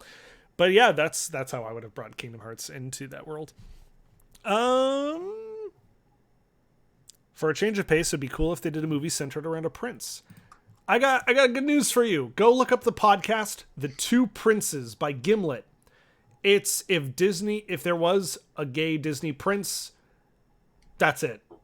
And also, guess who's in it? Christine Baranski from Chicago and Mamma Mia and Into the Woods. It's an audio drama. So it's basically like a podcast story. Like you're listening to an audiobook, but it's fully voiced, full original soundtrack, sound effects and everything, and it's a gay prince story between two gay princes. Go listen to it. It's amazing. Somebody called us a noob. How dare you? I don't know if that was that referred to as us. I don't think that was to us. I don't think it was. We have a lot of comments. Let me keep scrolling. There's a few things. One that I was reading through. Someone said Tom promised Cool Runnings. Or if we're doing the Cool Runnings watch along, I would be so excited. That is one of my favorite movies of all time. Jamaica, we have a bobsled team. We have the Wonder Reese and the One Junior, the fastest of Jamaican sprinters. Anyway, we have to watch Cool Runnings. I would totally be on board for that. I have to message Tom about that later. I'm gonna start next to this. Adam says the cowboy scene was the better of the two hijackings because the set got caught on fire. I agree. Pete, what's your favorite hijacking sequence in any Great movie ever? No, in the Great Movie Ride. Oh. Gangster or Wild West? I enjoy both. Here's the thing: is that I think I enjoyed the Wild West more because it caught on fire. Yeah, but I don't know. The other one was less likely. There was one that was that the one that was less likely? There was one that I know they for a while they ran equally, but then towards the end there was like one ran 90% of the time, and the other one barely was there. That was the Gangster one because you passed through Wild West to get into Gangster, and when they'd run one car, they would only go all the way to the front of Gangster, so you'd never see Wild West. Yeah, so that was it. So I mean, I don't know. I liked them both. To me, like I'm ADD. I get bored. I like one, then I like the other. I like one, then I like the other. Victoria, extra great question. What are some must-visit spots to eat and drink in Walt Disney World? Do you have some top spots that come to mind, Mr. Tyler Mann? Was it specifically eat at or go to? Eat or drink at Walt Disney World. It was from Victoria. So oh my gosh. Anything that pops into your mind? To me, I'm thinking of things outside of the parks. It's always what pops into my head first. But yes, he said must visit places to eat / drink in WDWs. What's the restaurant at Coronado Springs called again? The little Mexican place over there. It's all Mexican inspired, but the one that's actually in the main building. Not Rick's Sports Bar, the one that's down the hall from it, or the new tower. The one that's down the hall from Rick's Sports Bar. I completely forget, but me too. And we ate there when we first got there, and the food there was really good. They give you some pita and oil, balsamic oil, and everything, and it's delicious.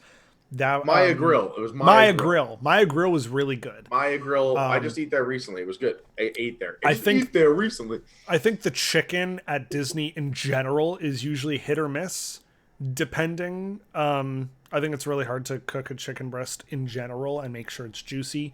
So I don't get mad about that. Everything else, there's this platter where you can like make your own burrito or taco or something like that. They give you all the toppings, they give you all the meats individually, and you can just build whatever you want. That's amazing. Pecos Bills. You have to go and get a whole giant platter of tacos at Pecos Bills, because boy, that's a fun eating experience. Pecos Bills Tall Tale Inn and Cafe, which is in Magic Kingdom in Frontierland. Delicious. You get a bunch of tacos, and then you get the meats, you get the cheese, you get the you go to the toppings bar and you scoop on whatever you want. My bad. But and they recently got rid of the guac. The guac used to be in there for years, and you could just have unlimited guac. But because people would do this, not me, but people would just bring in a bag of chips because you're allowed to bring in food, and just pile the guac high and have chips and guac as a snack for free at Disney. So now they took the guac out of there. But Pecos Bills is one of my favorites too. It's kind of fallen out of favor. Lauren and I used to go there all the time. She doesn't like it as much anymore. She thinks the food has fallen off a little bit, but it's still great for a quick service sit-down spot. The theming is great. You can watch a parade if you get food there and sit outside. The parade goes right by you. The Fixins bar is fantastic. You know, they got the cheese, the sour cream, all the different salsas. They got lime squeeze. You can jazz up your little mini burritos or tacos any way you want. You can sit in that main area and pretend you're in the Freelance Adventure Company because that's the area that the whatchamacallit is based on. I mentioned some other spots that I love, and I'm just talking about I'm trying to think of ones outside of the parks because I think those are the real hidden gems that I found since I moved down here. Obviously, I always talk about the Wave. I think it's my favorite spot, the Contemporary. The guys are great. It's a great spot to go grab a drink, and you can grab a drink to go before you walk to the Magic Kingdom. So that's always great. Nomad is one of the best spots on property.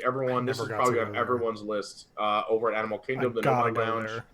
It's just the coolest spot. The menu is really cool. The food and snacks menu is cool.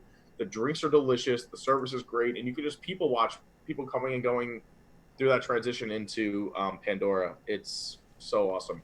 Another one of my new favorites. I don't even want to give this away because I love how small it is. Is that if you're and I love spots where you can go after the parks are closed. Is Scat Cats over in Port Orleans. It is a little jazz club lounge vibe. Thursday through Sunday they have live entertainment, usually like a 4-piece band, and the entertainment has been amazing. I only discovered this place like I don't know how this is possible, about a month ago, and I've gone 4 times since then. But they have a full bar. They have beignets you can order and take in. It's late night. I think they're there from like 8 to 1 or 9 to 1. It is amazing. What I would recommend doing, well, I don't know, because my other suggestion is going to be Yeehaw Bob, which is at Port Orleans Riverside, which you can walk to. So you can really do both in one night if you wanted to, or alternate. But Yeehaw Bob is an amazing time. If you like singing along, good times, high energy. But Sky Cats is like that like vibe. They got the brick walls. You know, it really does make you feel like you're in like Louisiana on like a slow Tuesday night. There's only like 12 to 20 people vibing. It's just an amazing spot, Sky Cats. And the entertainment is amazing every time I've been there.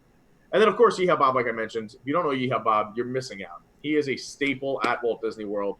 You need to go see Yeehaw Bob at Port Orleans Riverside. Bob Jackson, man, that guy is the best. He gets the whole family going up and dancing and moving and grooving, having a great old time. What are some other cool little spots? I love the lounge on top of the new tower at Coronado, the Grand Destino Tower. If you go upstairs and go to Dahlia Lounge, it is an amazing views. You can see during the day, you can see all the parks but the Magic Kingdom. So you can see Epcot, Hollywood Studios, both water parks, and Animal Kingdom in your views on the outside balcony. Also from inside, for the most part, if you have a fear of heights, you want to stay inside and look through the glass. They have like floor-to-ceiling glass there before you walk out onto the balcony. It's just gorgeous. The drinks are good. The bartenders are great. I have not had a bad experience there yet. And you can see fireworks from both Epcot and Hollywood Studios there at night. So I would definitely recommend the Dahlia Lounge, the Grand Destino. Again, it's a lounge, so it opens at 4 p.m. Just something to keep in mind. What else are some other like hidden gems? I like the seating area next to Flame Tree Barbecue. Flame Tree Barbecue is just standard fare, but I didn't even know that seating area existed. Like I thought I had walked all of Animal Kingdom, and I had never seen it. If you've never been there, it's a huge seating area. There's a beautiful pond in the middle. You get like a little thatched roof overlook at Everest, which is a gorgeous view across the lake there. And also there's just like giant birds sitting around waiting to eat your like leftovers. So make sure you throw out the food properly. But if you want like a good photo op and just like a beautiful atmosphere to sit in, like that is the best place to go. Like I honestly like you can get me more with beautiful atmosphere than the food itself. That like I will go to Flame Tree just to grab something and sit there. Maybe I'm not going to walk all the way across the park with food. I actually liked Harambe Market. I thought the food was really good. I think Harambe Market is really cool. And what's funny is I don't like big crowds. Again, like I mean, I love being out and being social in big crowds. But I mean, like when I'm eating, like I don't like that busy. But Harambe Market, when it's like quiet, is beautiful. But even when there's a crowd, it does feel like a busy, bustling African market, which is amazing because that's what they're going for. And there's so many little details that you can pick up when you sit down or just slowly walk around the Harambe Market at Disney's Animal Kingdom. It's gorgeous. I love that entire area. You got the Fichua Fellow, which is, translates basically to Hidden Mickey, which is really cool if you didn't know that. Obviously the sign of like the painted on the wall where it's talking about the children of the world. Amazing big picture spot. And then you go in, there's the big 1980 before you walk in, which I was told, I don't know if this is true, I should look this up, was the year Joe Rohde started with Walt Disney World. And I think that's why it's like it gives him a little shout out where it says 1980 above the market. Not sure on that, but I gotta look it up. Yeah, love the Harambe Market.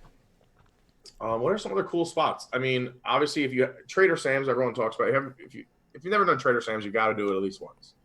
over at the Polynesian. Again, it's a I gotta lounge. stay at the Polynesian in general.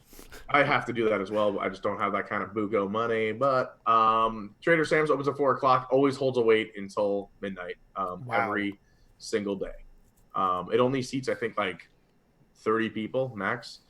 They don't let in more than that. You can still have the same drinks and food outside on the terrace, the Trader Sam's terrace. But the fun part is being inside there. There's gags when you order certain drinks. The bartenders do certain things. You dive underwater. They squirt you with water guns. There's gag seats. If you sit in certain seats, it might slowly just go lower to the ground, and all of a sudden you're only like table height when everyone else is higher. There's drinks where gunshots go off, where you wake up the tiki goddess. It's a really cool experience. A lot of their drinks are rum based. I'm not a big rum guy, but they do offer a full bar as well. But yeah, Trader Sam's is definitely you have to do it at least once. 2 shots of rum. Yeah, Doug knows. That's exactly what I was thinking in my head. Mandy says, do you think this may be behind... they used to send out vacation VHSs and DVDs. Now they don't. Something about social media? Well, yeah. Back in the day, the only way you can see stuff was if it was on a DVD or a VHS and not everyone. But this is also recent. Up until 2 years ago. Oh, yeah, really? I think even we did it at WDWNT, but definitely all the other sites were like, oh, for a vacation planning DVD, let us know. Like, and I don't know how they got credit or paid or whatever, but they were sending out vacation planning DVDs up until, I want to say, at least 2 years ago. I'm assuming that just like eventually stuff was changing so quickly and constantly that to make and then put and then burn a DVD and then package it and send it out, by that time there'd already be like something new or a different festival or something. I think that, and also too, just the elimination. Like in my apartment now, I don't even have a DVD player anymore. Like I have one, but it's just like in my apartment, like I put it in storage. You can stream everything, so why have an extra step? And again, like you said, shipping and handling, everything else, now it's instant. To be honest, there's got to be promotional stuff for Disney everywhere else. If you just search it, whether it's YouTube or Disney Plus, or plus, like you said, social media, it's everywhere. But I think, and then if it's the same question I read from Mandy, do we think that has anything to do with those nostalgia rides, those Country Bears and Tiki Room and everything else? Probably. Also, too, that's why you see these rides that have these long wait times. That, to me, it's unfounded. Like, they're not that great, but because there's this hype around it on social media, people rush to it. There's rides people should not be waiting for as long as they do. But then again, I have a rule where I won't wait more than 20 minutes for anything. So,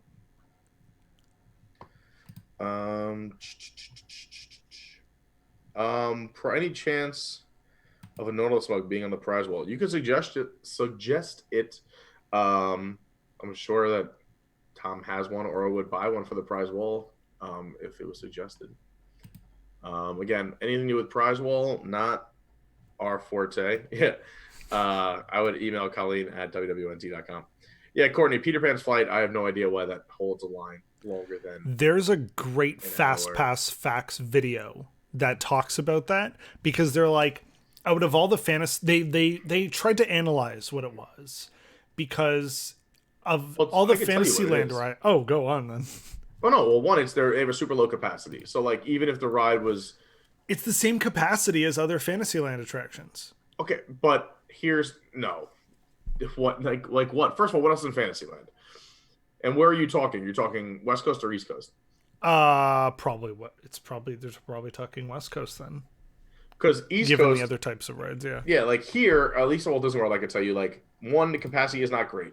Like, you could, well, Seven Dwarfs is there, but that's obviously like still a relatively new coaster, and it's a well-liked coaster. Kids love Seven Dwarfs Mine Train, and obviously parents will enjoy it as well.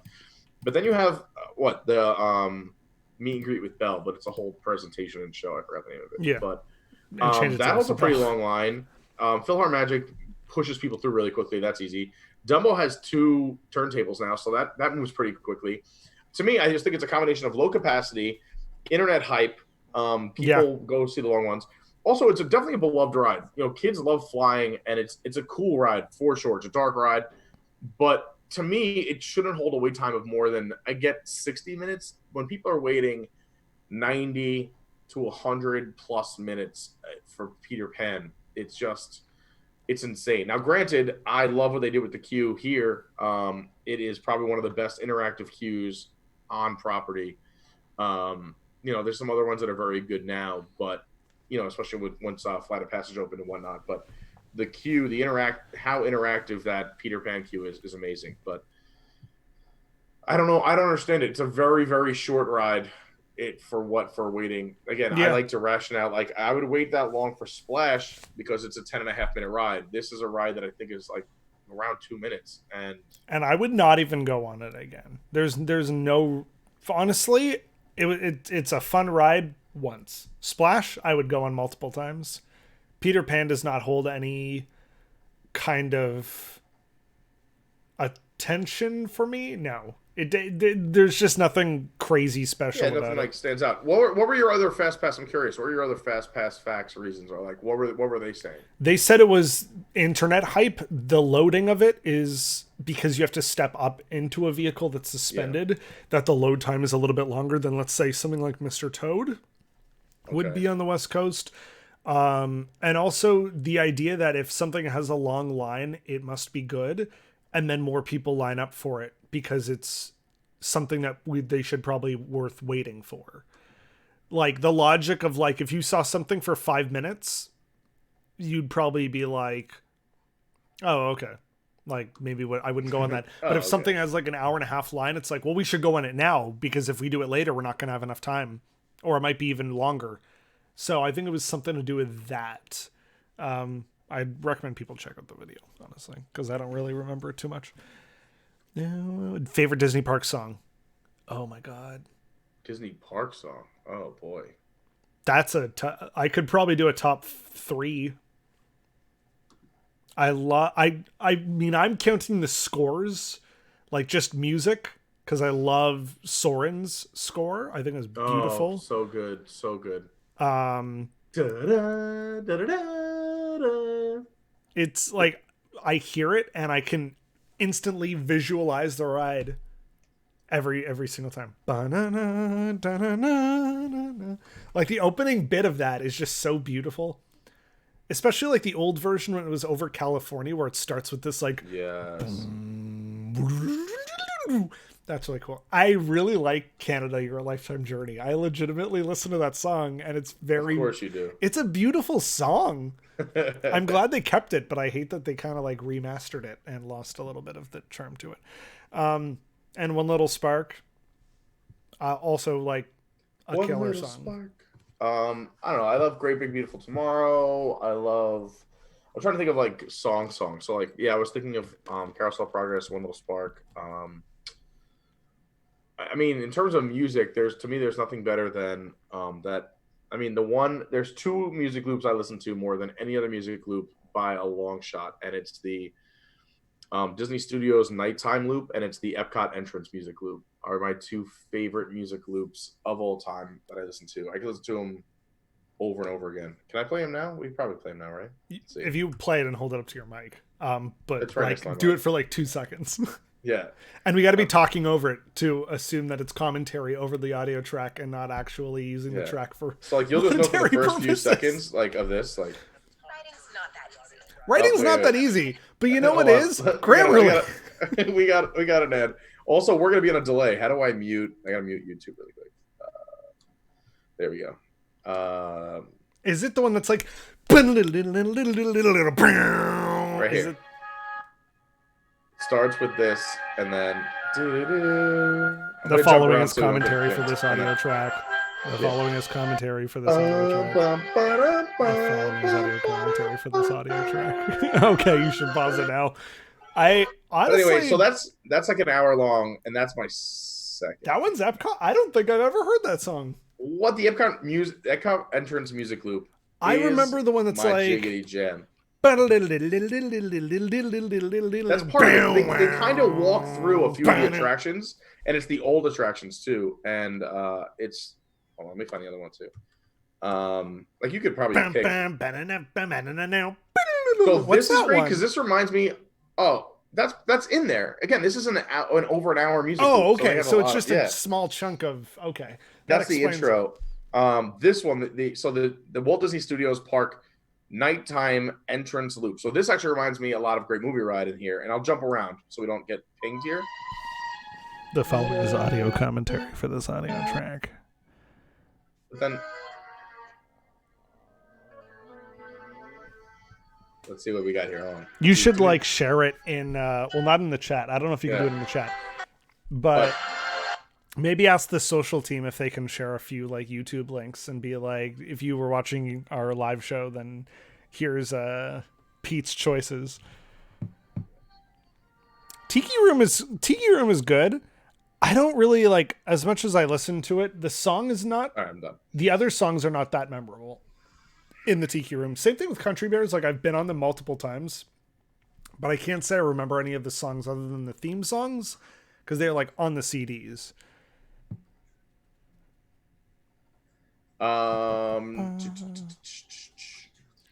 Pete, will you be on the next RPG?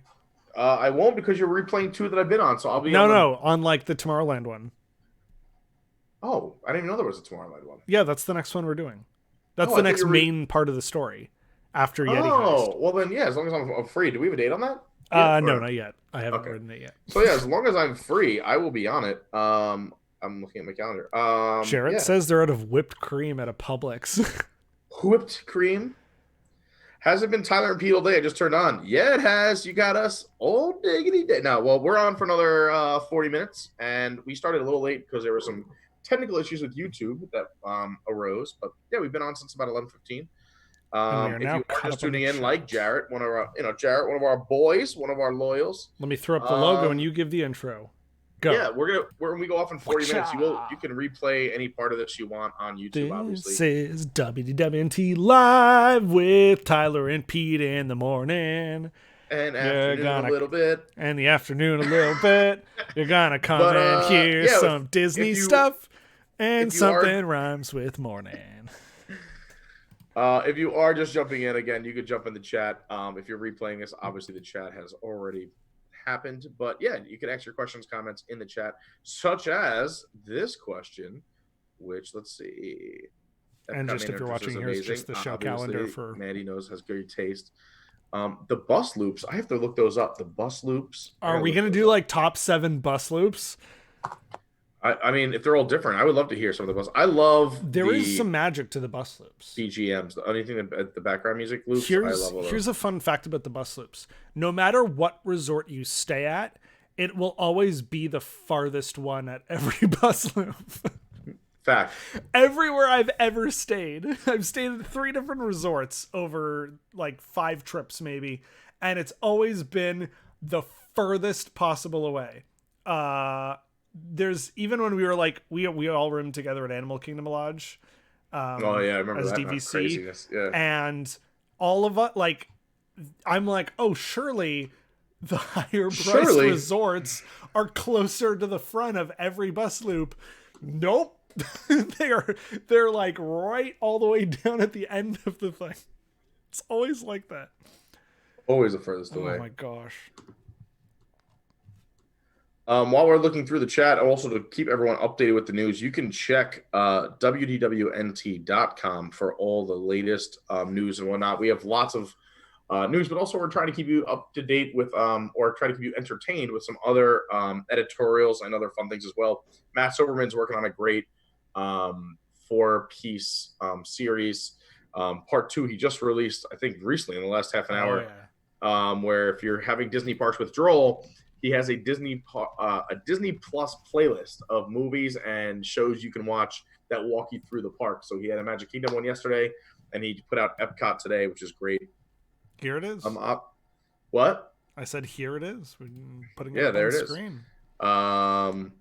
Obviously, we talked about already, but Homecoming and Splitsville terminated their employees, which is really sad. Whoa. Okay. There's a bunch of virtual queues. There's a new there's a new article about virtual queues you want to go check out. That if you look at the My Disney Experience app, they're kind of setting it up where you could have multiple virtual queues possibly in the future. So maybe that's something they're setting up for. So we'll see what happens there. There's a great article by Just there. And obviously a lot of the Corona/COVID-19 news and how hard it's hitting the company. But there's a lot of other fun stuff too. You can learn 53 fun facts about Pirates of the Caribbean for their 53rd anniversary. There's an awesome, speaking of Disney Plus, Deep in the Plus, which is a great series with Rob Whiteside and Jill Diffendahl. That title. That's another great series you can watch on YouTube, but there's a review there with a link. Disneyland's hinting at a mid-April reopening date. I did see something, and this is all rumors, but someone apparently just got their reservation, or they were told it will not open till in May here in Walt Disney World, Florida. So I hope it's just a rumor, not true. But that would pop up in like a Disney Facebook group earlier today.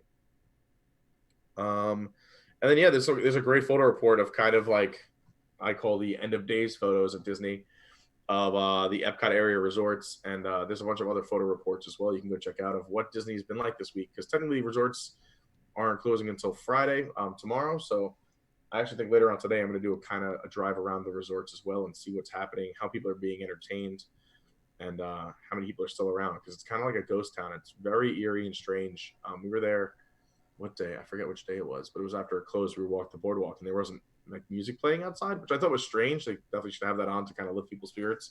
So without any background music, walking around the boardwalk while it was empty was super eerie. It's sad. I miss the people. And obviously a bunch of other articles you can go check out. Like I said, WDWNT.com. Keep yourself entertained, read some fun things, learn some things, and stay up to date with all the COVID news. Somebody says happy vernal equinox, everyone, which just makes me sad because I was supposed to go to a convention called Fernal Equinox. Yes, I'm a furry. And that got canceled because a bunch of people in hot, sweaty suits should not be walking around, just like at Disney. of things we're upset about, I want to rant for a minute. Go for it. Had bought tickets for Lauren and I gave them to Lauren for Christmas, but I bought them back in the fall for the opening night, like the soft open, not the official and opening, but like the very first performance ever of Cirque du Soleil Drawn to Life. Oh, it was supposed to be tomorrow night, Friday night, and I was so excited to be among the first people to ever see it. And it was going to be this big fanfare, and we were planning our week and all around this. We were supposed to be away this week, which probably wouldn't have happened anyway, but all based on this show. And now that it's suspended, I know there's nothing we can do, but what's annoying is they're offering to give you tickets for like sometime in the future. And like, I still want to see the show, but there's a big difference between having an opening night ticket in a great seating location for the premiere of a show than seeing it like a month after it's been open for everybody else. And that's what bothers me. Like, because I'm going to see reviews, I'm going to see pictures and videos that get released, and yes, I can avoid that, but it's just frustrating to have like gone online on a, like, you know, like when something releases, like I was like there, or like when the tickets went on sale that first thing that morning, it was a Christmas gift, and now it's just like I get to see the show, blah. And I know there's much bigger problems out there, but this is the one that kind of annoyed me the most. But everything that's closing down is like, it was like this premiere, it was like this I don't know, and I thought that was cool. But obviously I should be way more upset about all the money I'm losing in my businesses, but this really upset me. So that, speaking of things we're missing, that was really frustrating.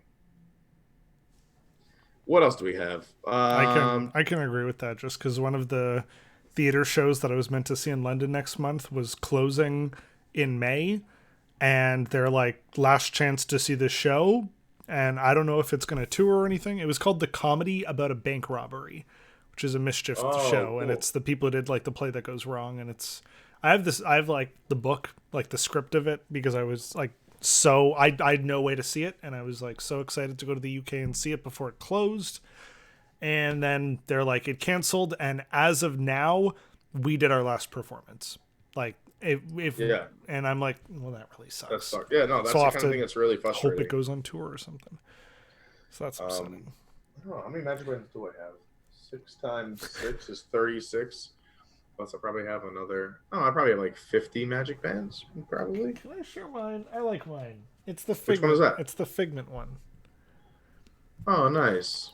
And when you pop it at Epcot, the Mickey circle, it's purple and it turns around and plays the riff of One Little Spark, like you're in the rotating theater section at the beginning of the original in Little Spark. Where is I it? love this. I think it's this one. It's This so one is not dirty. my favorite looking one, but it has my favorite effect. When I scan the Epcot 35 orange one, which is that guy there, I have the shirt of that.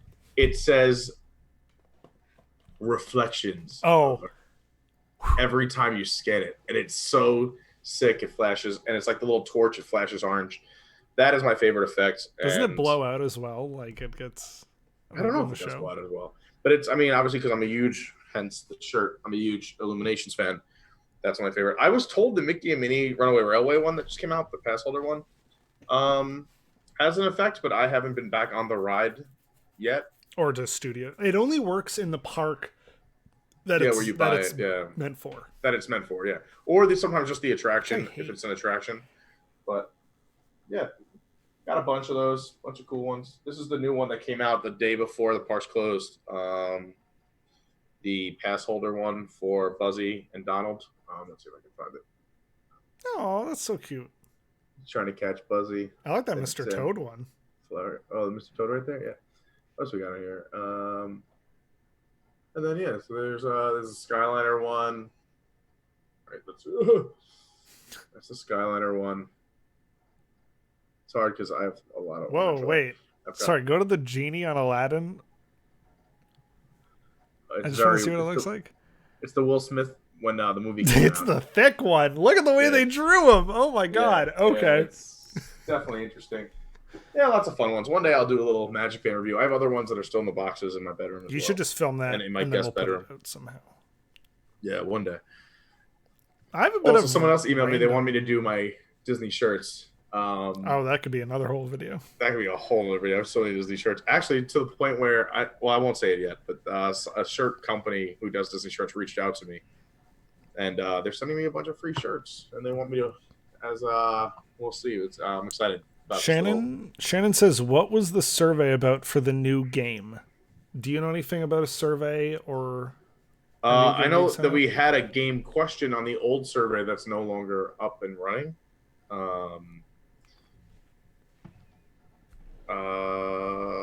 Ask Ben. Yeah, Ben at WDWNT.com. He's the one. Or Park Center Ben on Twitter. I have a bit of a random. What's your Twitter handle? Mine? Yeah. It's Tylerman Art, but nobody should go to that beat. Okay, so why don't you? Because I draw comics of a sort of adult nature. So adults only. Yeah, it's an adults only Twitter. I thought you had like a Ride Rehab one. Oh yeah, at Ride Rehab. There you go. I was mainly saying to plug that. I didn't realize you were going to go into your adults only Twitter handle. Mine is at your WDW guy, and then I have my old one, which I mainly just use Disney guy. Is just official Carney. I'm official Carney on everything: Instagram, Facebook. Are you related to Art Carney from the Star Wars Holiday Everyone Special? says that. No. I'm sorry. I didn't know that. Not related to Art Carney. I am an original. I'm related to Hank Carney, my dad. You should say no, but I'm related to Hank Carney, and they'll be like, "Who's that?" And you'll be like, "My dad." That's the joke. What? Yeah. Vietnam veteran, hero, father of three, Hank Carney. Oh, I thought that was like a username in the chat. It's really funny though because this story doesn't make any sense. Let's go back to Disney. But anyway, that's our handles. That's where you can find us. Obviously our emails, and that's our social media. I have a separate thing that's outside of Disney, although I can link it back to Disney. If you really enjoy storytelling, there's this video game called The Stanley Parable. Do you really enjoy storytelling? Is free this week. So if you go to the Epic Games Store, we're not sponsored by them. Although the narrator from the Stanley Parable is the opening narrator to the Ride Rehab podcast, so that's also a connection. But yeah, the game is free this week. They're revamping the game right now to be on console and everything. But if you have a PC, Epic Games Store, install it for free. Don't ever use it, but just go there and download this game. It's fun. You basically are a boring office worker who is opposing the narrator of the story by going against what he tells you to do, and you get to discover how storytelling in video games could be better. That's all. It's a great game. I could talk about this game forever. It's really good. Apparently, that other survey was posted on Instagram, but I did not see that or hear anything about that. The thing is, we have a lot of different channels and different groups. I don't know if anyone's familiar with different workspaces. Like, so Slack is what we use, and there's a lot of different channels and groups. Sorry, I'm fixing the smudge on my screen. That's why it's shaking. So we kind of separate our tasks into different groups. So when it comes to games, I'm not in that group, so I don't know anything about the games. Except for when they ask me to be on them. And that's a grand old time. But that's about it. And I'm sure it's the same for Tyler, unless they need a graphic for it, because Tyler and Rob are our graphic geniuses. Somebody just asked me for a graphic related to like submitting something, and I'm like, I don't even know what that is, but all right. Actually, that asking you for a submission graphic could get out of control. Adam says, if Disney were to make a Phantom Manor movie, should it be based off the original version or the new version? Vincent Price all the way. Get Bill Hader to do an impression of Vincent Price. I love Bill Hader. He does a bad impression. I think he could do a really good one. Have him do a Vincent Price impression and then make a Phantom Manor movie. Let me look up my topics I was going to talk about when I actually prepped this show this morning. I had topics from Park Center during the post show that we never talked about. Do you want to talk about them now? Go ahead. I'm going to pull up my notes. Sure. Allison was like, something Roger Rabbit Toontown would have been a simulator, and that would have been terrible or something. It's just another simulator. And I would like to defend motion simulators because I love motion simulators. Oh, I'll play devil's advocate on this one. When they are good, they are done well. Look at Star Tours, where they can create this narrative. The idea that you are boarding an intergalactic space tour thing. They have the intro. They created a jingle that's just super like known. The whole like just that is like an iconic sound for a Disney park. That it was in Fantasy in the Sky, wasn't it? When they're like taking you through on a round trip tour through the fireworks show of Disneyland, and then that plays. Probably they steal little snippets of rides and attraction music all the time. Yeah, which I love. Like if that played during like D23, people would lose their minds because like, oh my god, they're gonna announce something about Star Tours. Like that's Star Tours. But I think if they had done a Roger Rabbit motion simulator, it would have been really cool, and it would probably still be there. Because it would have been one of those. I have a huge appreciation for motion simulators where they are all done practically. There's some YouTube videos where you can watch like old motion simulator footage because they were basically on VHSs that played when the ride started, or they were on discs that would play like laser discs. And a lot of them are on YouTube for free. You can watch. There's one called Funhouse Express. There's one called Smash Factory. They're all practical sets. So when the ride is like zooming through stuff and jumping over things, like that was somebody holding a camera or using a motion rig for a camera to make it do those things. And that's amazing. And that's what the original Star Tours was. All of that was practical effects on sets that they used to make it feel like you were flying through those areas. That's insane. And I think if the Roger Rabbit ride was made, it would have probably been a practical set with some animation in it, and it would have been really, really cool. Adam says, I've seen both those simulators. Yeah, they're great. They're wonderful. Somebody thinks they got my comic. I'm so sorry. Someone thinks what? Somebody says, I think I got your comic. Like they've bought or read They're it. very interesting. I've seen a few of them. Oh no, I'm so sorry as well. What actress? Hey, you gotta have a side thing. You know, if we're basing Phantom Manor movie, I'm gonna go based off of the cast for Phantom of the Opera because they're kind of similar in plot-ish. So I would say Sierra Bogus, who played Christine in the Phantom 25th anniversary, because I think she's just an interesting actor, and she'd be really good as the character of Melanie, who's like the bride in Phantom Manor, right? You're asking me about a movie? This is why I'm being No, quiet. Phantom Manor. Oh, sorry. What's the name of the character, the lady in Phantom Manor? I don't know. I'm assuming it's Melanie. I wish I did. I don't really like to watch ride-throughs unless I go on the ride first. So, Yeah, I wouldn't know. Are you on TikTok, Tyler? My fursuit is, but I haven't filmed anything for it. Oh, I I'm don't know just how to at use Pete it. Carney, and I don't really know either. I have three very terrible TikToks, but I have I no idea agree how to with use the Courtney. app. Yeah, I'm an old man, but I agree with Courtney that I do find that there is some interesting stuff on there. Oh wow, people! I just looked at this for the first time in a while. Um, I like it when people make compilations that are like TikToks that radiate Vine energy. Those are my favorite. yeah, I'm assuming it's. I think it's like it's cool. I wish that there's more time in the day. I maybe with this whole COVID-19, I will perhaps attempt to get more into TikTok. But I already have so many things. And the thing is now, I finally started doing my phone long ways for videos like you're supposed to. And now TikTok, you Horizontal. have to go vertical. Yeah. I should have said horizontal, but now TikTok, you have to go vertical. So like now I might have to record things two ways, one for TikTok, one for YouTube, one for Insta. I have so many things I have to edit for YouTube too. Oh man. I use this service called Later to let me post to Twitter, Facebook, and Instagram at the same time. But What's it all of called? them have Later? different, like, I have to make sure the image is a certain Yeah. ratio so that it can appear the same on every single That's place. And what then I Twitter crops do it all down wrong. to 16 by 9.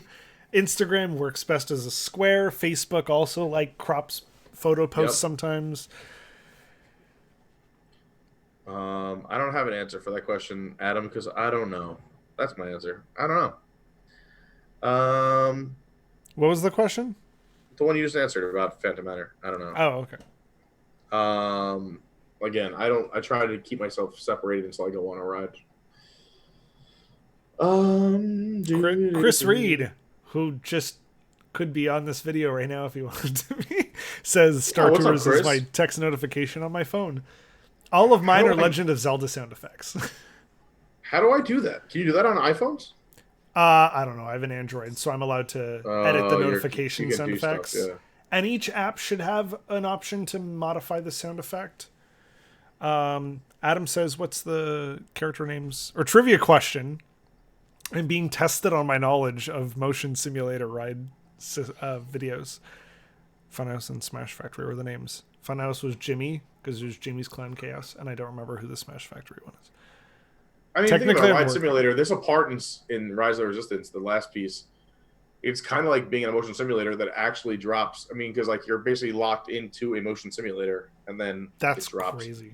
Yeah, They exemplified that so well in Imagineering Story because they show you everything, including specifically like the rides that lead up to Rise. Because they talk about motion vehicle, or they talk about like trackless rides, and then they talk about motion track rides, like Dinosaur and Indy, and then they talk about Tower of Terror, then they talk about Star Tours, and then they talk about Rise, and they explain how like Rise is all of these ride systems put together.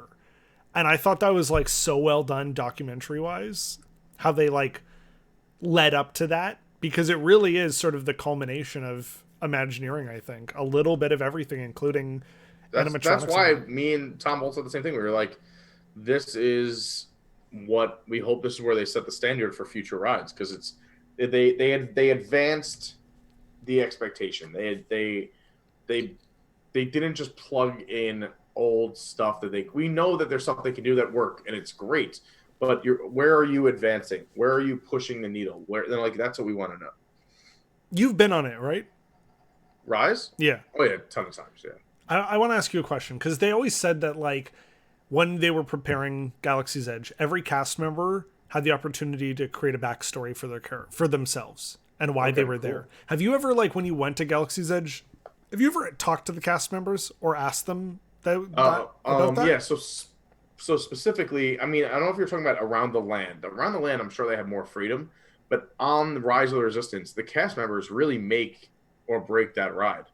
Um, they can be. There's a scene where you get intimidated, and there was this 5 foot nothing young woman who like legit like she was so in character. Like I was like, okay, whatever you say. Like I was intimidated. I was like, I'll back up against the wall. I'll stop talking. Like, and I've had guys like even cast members on Rise like they mess with me. And sometimes, like, because now that I know that they're in character, which I miss and love so much about Disney, is that you're letting cast members be in character. Or I'll mess with them. And I'm like, oh, stand over here, over here, over here. And they're like, I see we have an issue with this person. Like, whatever it is, like, they have fun with me, and I have fun watching them, and I have fun watching them interact with other people. Like, I don't want to be the spotlight all the time. I know it's hard to believe, but I like watching them with other people, and sometimes just sitting back and people watching. They do a beautiful job. So again, do they have their own backstories of who they are?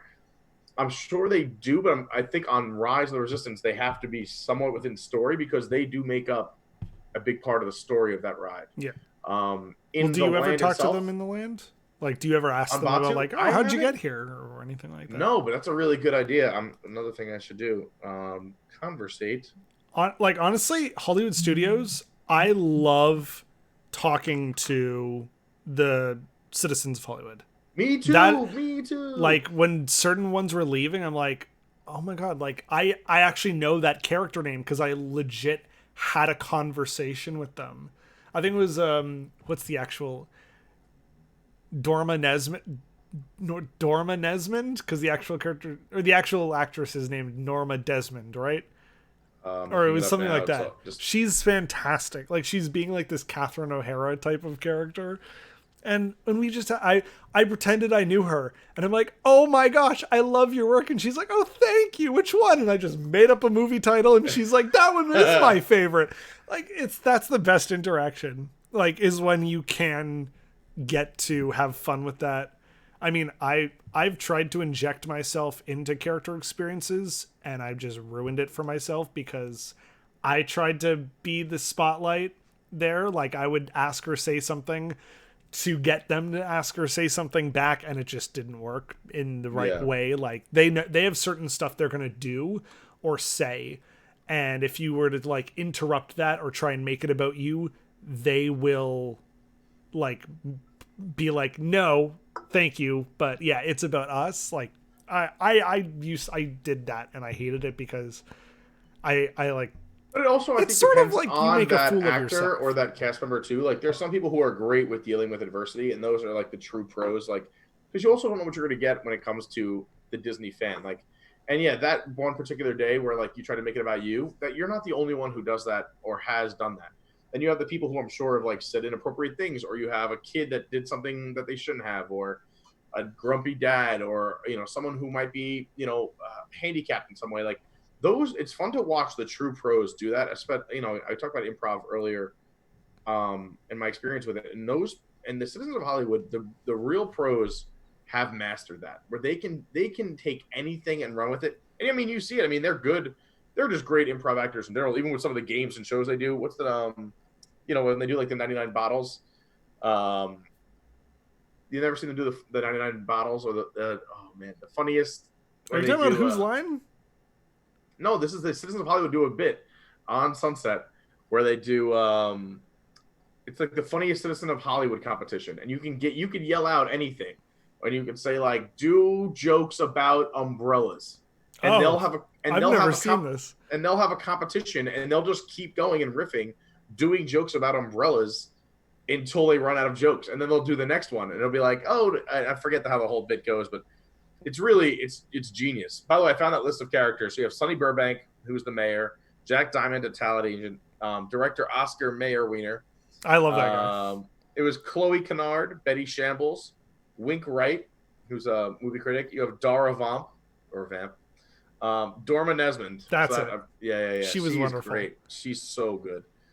Evie Starlight, Bo Wrangler, Montgomery Dash, Officer Percival Peabody, Officer William Clubb, Officer Prime Brody, Officer Pat Friscom. Pat Friscom. Pat Friscom is the best name ever. That sounds like an RPG character. Ever. It's so good. Paige Turner, which is a great other name as well. Stone Granite. I just interrupt and say, when I do the RPG and I'm making NPC names, I do that. Like, I think I named somebody, oh my gosh, what was it? Emma Target. Yes. They were like, they were guarding the tiki room, and they weren't allowing anyone in. And honestly, I named her Emma Target because I wanted somebody to knock her on the head or like knock her out or like Or chloroform them or something. I think you guys snuck in a different. Oh yeah, you baby powdered her. But I was like, if I named somebody that, like, that's great.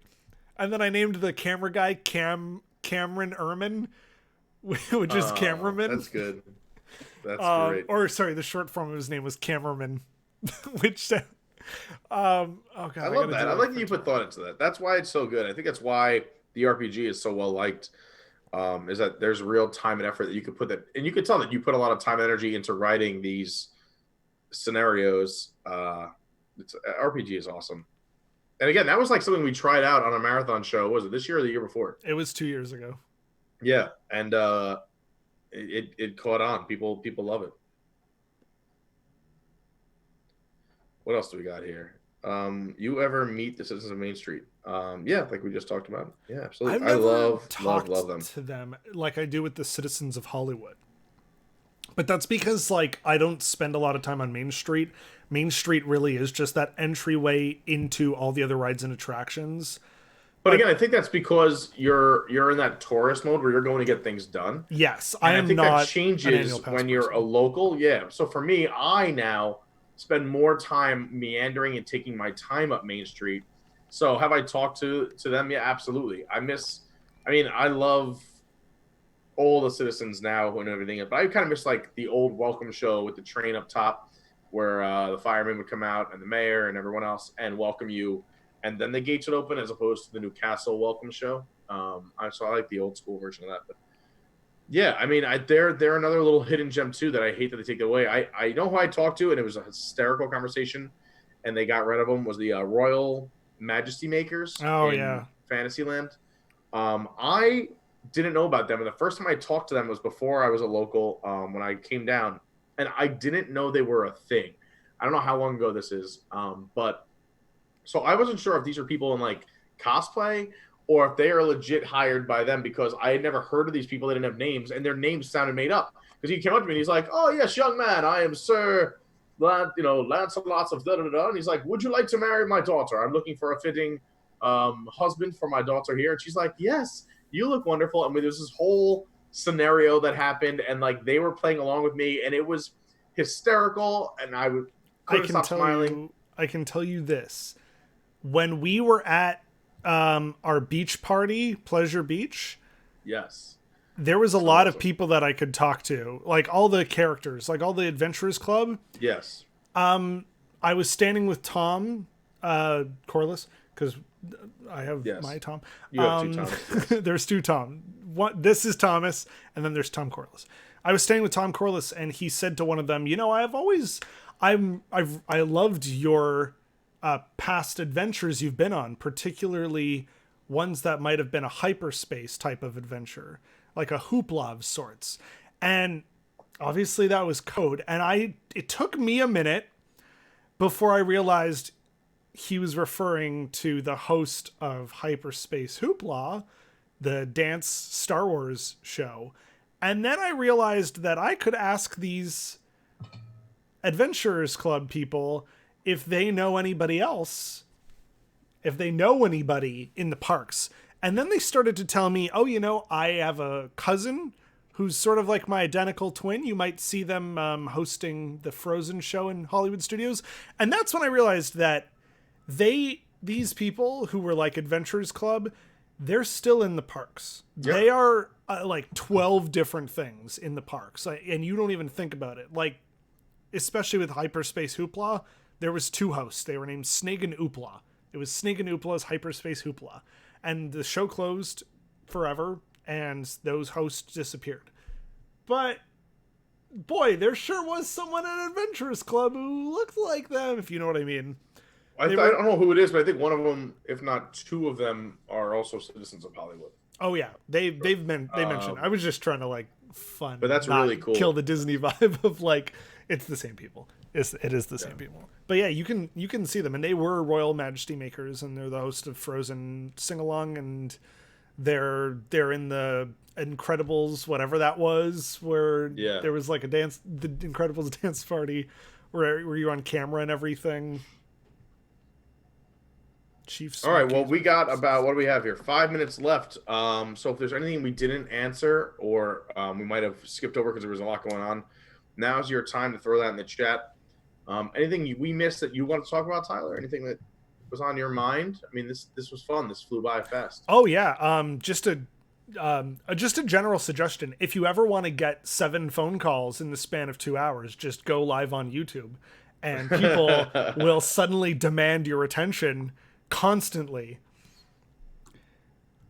Also, if you've been told you've been no longer working at a company, it might be nice to tell that person, because then later when they say, hey, what do you want us to do about your job, they might confuse you a lot.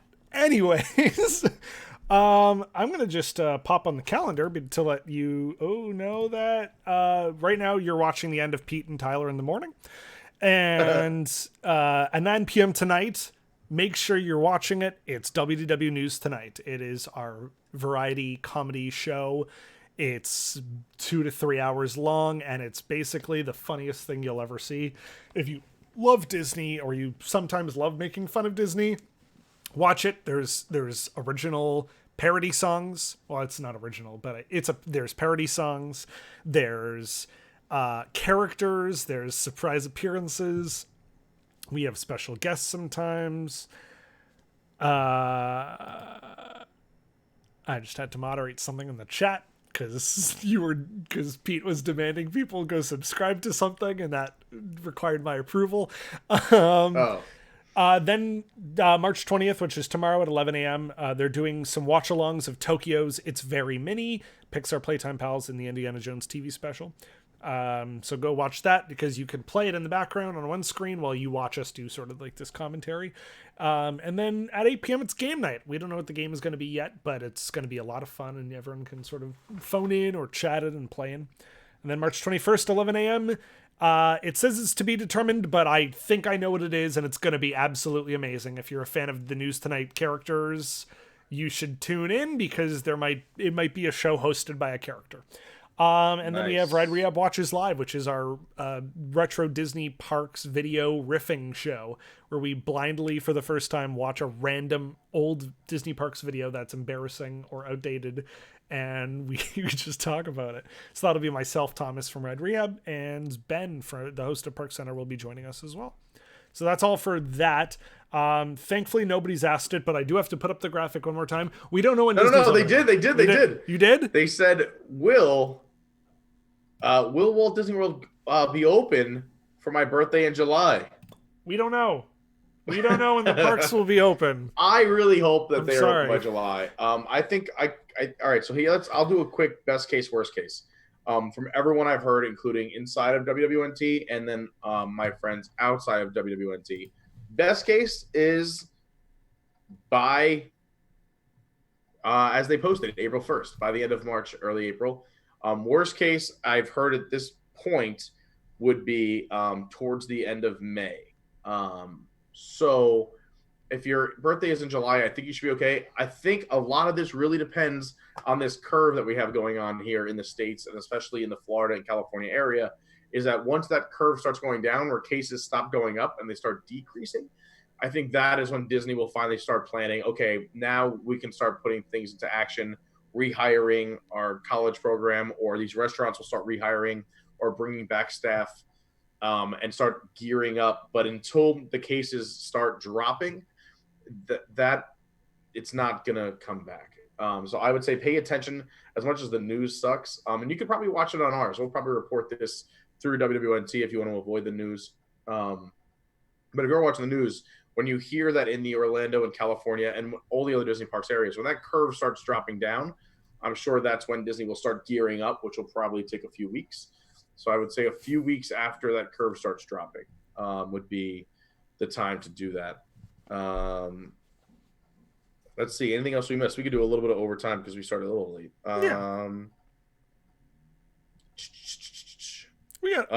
Courtney asked, which non-alcoholic drink do you wish Disney sold more regularly at QD locations? What's QD? It's Dairy Queen backwards. Oh. No, I don't know. QD. There's never been a non-alcoholic drink that has specifically made me go, ooh. What is QD? More Oh no, which there not was like some kind of red. There was like a red quick fruity dining? beverage in Harambe Market. I Oh, this QS, last quick service. She changed it. Quick okay. service. Which non-alcoholic drink do which Disney sold more regularly at quick service locations? The last time I went, I made a vow to not order soda as much as possible, like Coca-Cola, because I wanted to see what other drinks they had. This was after I did Around the Hub, and I was like, popcorn's my favorite snack. And they're like, what? So I wanted to try out more of the food options. So I was just like, whatever thing they have, like whatever specialty drink at that section or quick service, I would try. And Harambe Market had this really fruity, delicious red type beverage. I don't remember what it was, but that was really good, and I would love to have that. Non-alcoholic drink. I wish they had quick service locations. So I don't drink soda at all. So when you say you try to avoid it, I don't drink soda at all. I kind of gave it up like 15 years ago. Unless it's in a drink. I have a little Captain and Ginger every once in a while. Man, so yeah. Besides soda, I mean, quick service locations are tough. I don't really. I always have a water bottle with me in the parks, and typically just drink water to hydrate in the parks because if I'm buying something at Disney, it's probably an alcoholic beverage. So let me think. Really I quick. do Uh, I do like things that are unique to Disney. So anything that's kind of a one-off or something that's really cool. I mean, I'm trying to think of the last thing I had that was like I thought was good because sometimes they're just sugary bombs. I'm not a big sugar person. I'm not a big dessert person. Um, man, what is something that I had that I really liked recently? I can't think of it. But yeah, I don't know. That's a tough question for me. For quick service location, oh, for sure, Pog juice. Pog is the. You don't know what Pog is? Oh my gosh! So it stands for, I believe it's pineapple, orange, guava. Correct me if I'm wrong in the chat. But they serve it. So the first time I ever had it, I can tell you right where I was too. It was like 6 years ago or 7 years ago, and I went to the Ohana breakfast um, at the Polynesian, and they asked me if I wanted Pog, and I was like, "What's Pog?" And they were like, "Oh, just give it a try." And I had it. It is the most delicious, and I've tried to duplicate it, and I can't. I've searched. I've gone to Whole Foods, Wild by Nature, Publix, you name the supermarket. I've checked on Amazon Fresh. I can't recreate it, so I don't know how they do it, but I think it's the most delicious breakfast beverage um, ever, and it would be amazing with like a little bit of vodka or champagne. But that's besides the fact. Pog would be my number one non-alcoholic beverage I've ever had on a Disney property for sure. And am I right? Is it pineapple, orange, guava? I think it stands for is what it's. But Pog is a unique beverage too. Oh, you know where they serve Pog? They use it in their jungle juice at the Animal Kingdom as well. So I know they have it at the Polynesian, and if you go to the Dawa bar, in their jungle juice they use Pog as part of that jungle juice recipe at the Dawa bar at the Animal Kingdom. So there you go. True liquid magic. Hagen, a lava smoothie. that That's sounds another thing. good. I love the non-alcoholic beverages Joffrey's makes. First of all, Joffrey's around the World Showcase at Epcot, all their one-off alcoholic drinks and the non-alcoholic drinks are all bangers. So if you're ever looking for a non-alcoholic drink or even something that has alcohol in it that's a little different from the standard Disney sugar bomb or weird cocktail, the Joffrey's locations at the Epcot. There's four of them, and they're all different. They have a different one at every location, so it's kind of fun to go hunt them down. There's one over by the New Mouse here, or the old Ellen Energy Adventure. There is one right at the entry by I think it's Port of Entry or the Traders. I don't know. Well, there's one over there. There's one by the UK where you enter into that kind of festival center that they're using now or meeting place, and there is one back by the America Italy Pavilion. Back there at Joffrey's. Go check out Joffrey's. They always have awesome beverages, both alcoholic and non-alcoholic. Shout out to Joffs. What else we got? You're welcome, Adam. We love you. Buddy. Thanks for always Courtney watching. said, "Have you seen the Kraft 10-year anniversary salute to Walt Disney World starring Michael Keaton. I have What? just added it to my Ride Rehab Watches to-do list. Where is this? Is it on? So it's write this 50 down. minutes apparently on YouTube. So we'll check that out. 10-year anniversary. Kraft special. salutes 10 years to Walt Disney World. Kraft was the sponsor of the Land Pavilion and creator of Food Rocks and what was the original version of Food Rocks? Kitchen Cabaret. Kitchen Cabaret, yes. By the way, I'm terrible at that because, again, I had a huge gap in my childhood. I went once when I was, I think, like 7 or 8 years old, and then I didn't go again until I visited a girlfriend in the college program when I was 21. But I only went to one park for a half day, and then I didn't go again until I was like 25. Again, like went with a girlfriend, just did what she wanted to do. Wasn't really into Disney. I made fun of my roommate who was always into Disney, and we're still very close friends. My college roommate and fraternity brother. And then I went when I was like 28. Okay, hang on. I fell in love with Disney when I was 28. So I'm a very late bloomer to the Disney parks game. And that was because I was big into economics, and I love the economics of Disney, and then the parks and architecture, and yada, yada, yada. I'm going to be right back, but I'll be back to close out the show. We have a few minutes. So I feel like since we were both at Disney when we were like 7 or 8 years old, we should talk a lot about what we remember. I remember so it was 1998. It was the year before Test Track opened. And I was probably 6 or 7 years old. And all I remember is being scared of everything. I remember the speed tunnel from Delta Dreamflight, weirdly, or if you had wings, I think it was Delta Dreamflight at that point. But there was like the speed tunnel which is currently where in Buzz Lightyear you're like blasting. It's like a big dome and it feels like you're going faster than you are. I remember that and being scared. I remember being on Figment in the horror section, which was literature of that original ride, and being very scared. I remember Chip and Dale took my hat, put it on their head for a photo op, and I don't ever remember getting that hat back. What else do I remember? I remember seeing Tower of Terror and being terrified. I remember seeing the poster for Body Wars and being terrified because I didn't want to shrink down. I remember all these things that were just scary about Disney World when I was like 6 or 7. Pete, do you remember anything when you were like 8 years old about Disney? What year was it? I remember a ton. I was super excited. So I'm the oldest of 3 boys. So I think I was 8, my brother was 5, my other brother was 3 or 4. And I remember the Aladdin parade like sticks out right away. Oh, from Studios? Yeah, from Studios. Like that was like a big deal at the time. It had just come out, I think, or it was a year later. I don't know, but I remember the giant inflated genie and the spinning camels. It's something that is like brazened into my mind. I still remember, like, I don't know if it was around at the time, but does anyone know when Wishes started? Like, the opening date of Wishes? Wishes debut. And I don't know if it was because, I don't know what it is, and I don't have time to look it up because I don't want to bore people, but when I went back and saw it as a 21-year-old, so I'm not sure if it was part of that run. I don't think it was, but I don't know. Because I remember I watched it with that girlfriend for the first time I went back since I was a kid. And I started tearing up and like legit had tears going down my face. And I don't know what it was, but something about being in the Magic Kingdom. Again, so this is, I don't want to give away. I'm so old, but, so things from my childhood. Yeah. Just the little things. I remember Disney buses. Like that is a big thing that stands out in my head is waiting for a Disney bus, being on a Disney bus, being dropped off, waiting for it from the resorts and loving, not loving it so much as like the excitement that like that was taking us to Disney World.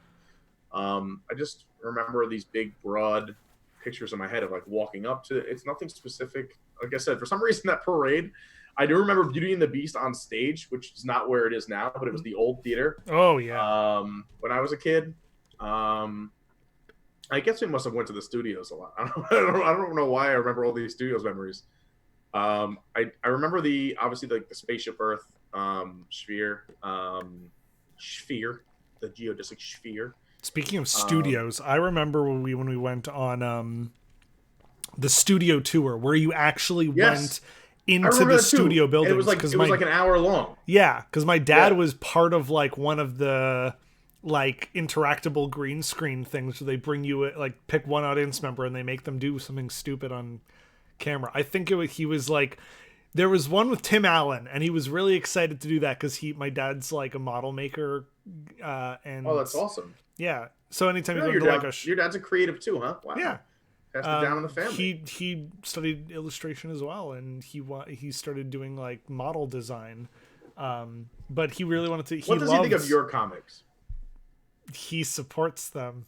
Oh, cool. All right. That's it. Nobody but people who are interested in my comics should be reading my comics. But yeah, he really wanted to be in that, and then they picked somebody else. But he got to do, it was like recreating the scene where you're on the bike in 101 Dalmatians before he flies into the fountain. And Nice. so they put you on a green screen and just ask you to do a bunch of funny faces, and then they edit it together to make it look like it's you. So that was my dad. And I remember he was one of the volunteers in the Indiana Jones stunt show as well. I'm sure if I ask him about this now, he will not remember. Because I brought up stuff about Disney. I'm like, didn't my brother put like powdered soap in his mouth because he thought it was powdered bubble gum? My dad's like, how do you even remember that? I'm like, I don't know. The same way. My mom finally came for when I moved down here. She just was here in October, and she hadn't been here since I was a kid, except for once we did one day of Food and Wine last year where we both flew down. She was actually here for a girlfriend's trip with her and her girlfriends. I was here for like a get drunk trip with my friend. And we met up in Epcot for one day drinking around the world in 2018. And then we didn't really talk much. We were just like drinking and it was crazy. But this year when she came to Disney while I was living here, I was like, remember we did this? Remember we did that? And she's like, I don't remember any of this. It's funny how like parents, but again, they're just trying to wrangle and make sure your kids have a good time. And I can get that with my niece and nephews and my friends' kids when I take them to the parks. Like, I'm sure if they asked me in 25, 30 years, do you remember when you took me to the parks? And be like, what? Like, I don't remember that at all. Another big thing I was going to say is from that backlot tour, I remember that oil tanker spilling hardcore as a kid. I remember the gunshots in the water big time as a kid. I wanted to be a stuntman when I was an 8-year-old and 9-year-old or whatever it was. So I loved all that stunts. I was like, I want to be shot at. So that was super cool. We should share videos of like if you ever volunteer in a show, because I have like the full video of me both on the boat and also the one like in the submarine when it gets hit with the like the water splash. That's my favorite video I have of myself because I pretended like I had no idea what was happening. So they're like, well, Tyler, you all ready to go? And I'm like, and they're like, cool, because Tyler's going to get hit with 10,000 gallons of water. And you just see my face go like, and I'm like, what did he say? And I just kept pretending the whole time. And it was so fun. That was the most fun I ever had. I wasn't a kid, but in my early 20s, when I went back for that time in, like, again, I think I was like 24. And again, I wasn't really into Disney. I was more going for my girlfriend. I got picked as a volunteer for Indiana Jones, the show. And then I remember, like, and of course I'm going to get into it. I was an actor in high school and college and did all these other, like, improv and shows. I hosted all the shows for our college, no matter what club asked me to do it. So, like, once I got on stage, I was like, I'm in go mode, like, and then I remember, obviously, spoiler alert, if you haven't seen Indiana Jones in the last 25 years, one of the characters is a plant. And I remember being so pissed that this guy got to get punched and kicked and knocked over. And I was like, that could have been me. Oh, dang it. Like, I would have loved to be that guy. And then they're like, and this is John. What am I? Yeah, and then I'm like, oh, that makes sense. And then I was like, all right, I got to apply here. I want that guy's job. I want to be the plant. I want to get beat up. All right, what else we got here? We're about 15 minutes over. We started a little late. Again, a big thank you for everyone who tuned in. If you did come in late, this was about a 3-hour show. You can rewatch the replay, which will be on YouTube right after we go off the air. We'll keep this up there. We had a ton of fun today. I still have a list of a ton of things I wanted to talk about that we never did, so maybe we'll get together again. Thank you for everyone with all the really nice things you had to say about Tyler and myself. And also, I had a great time with Tyler as well. Someone said we have great chemistry. It was an awesome time hanging out with you there, Tyler, as well. It was as good for me as it was for you. Yeah, fired. I am exhausted. I actually have to. I'm not exhausted at all. I'm full of energy now that I've done this. This fires me up. I love hanging out with all you guys in the chat. Great talking with all of the regulars. And also let me throw up that calendar really quick. So we got that's the end of Pete and Tyler in the Morning. Coming up next at 9 p.m. is WDW News Tonight. So be sure to come back here at 9 p.m. and watch an amazingly hilarious variety comedy show. Lots of characters. There's some songs. It'll be comedy sketches, fake commercials, and ride concept art that you have never seen before.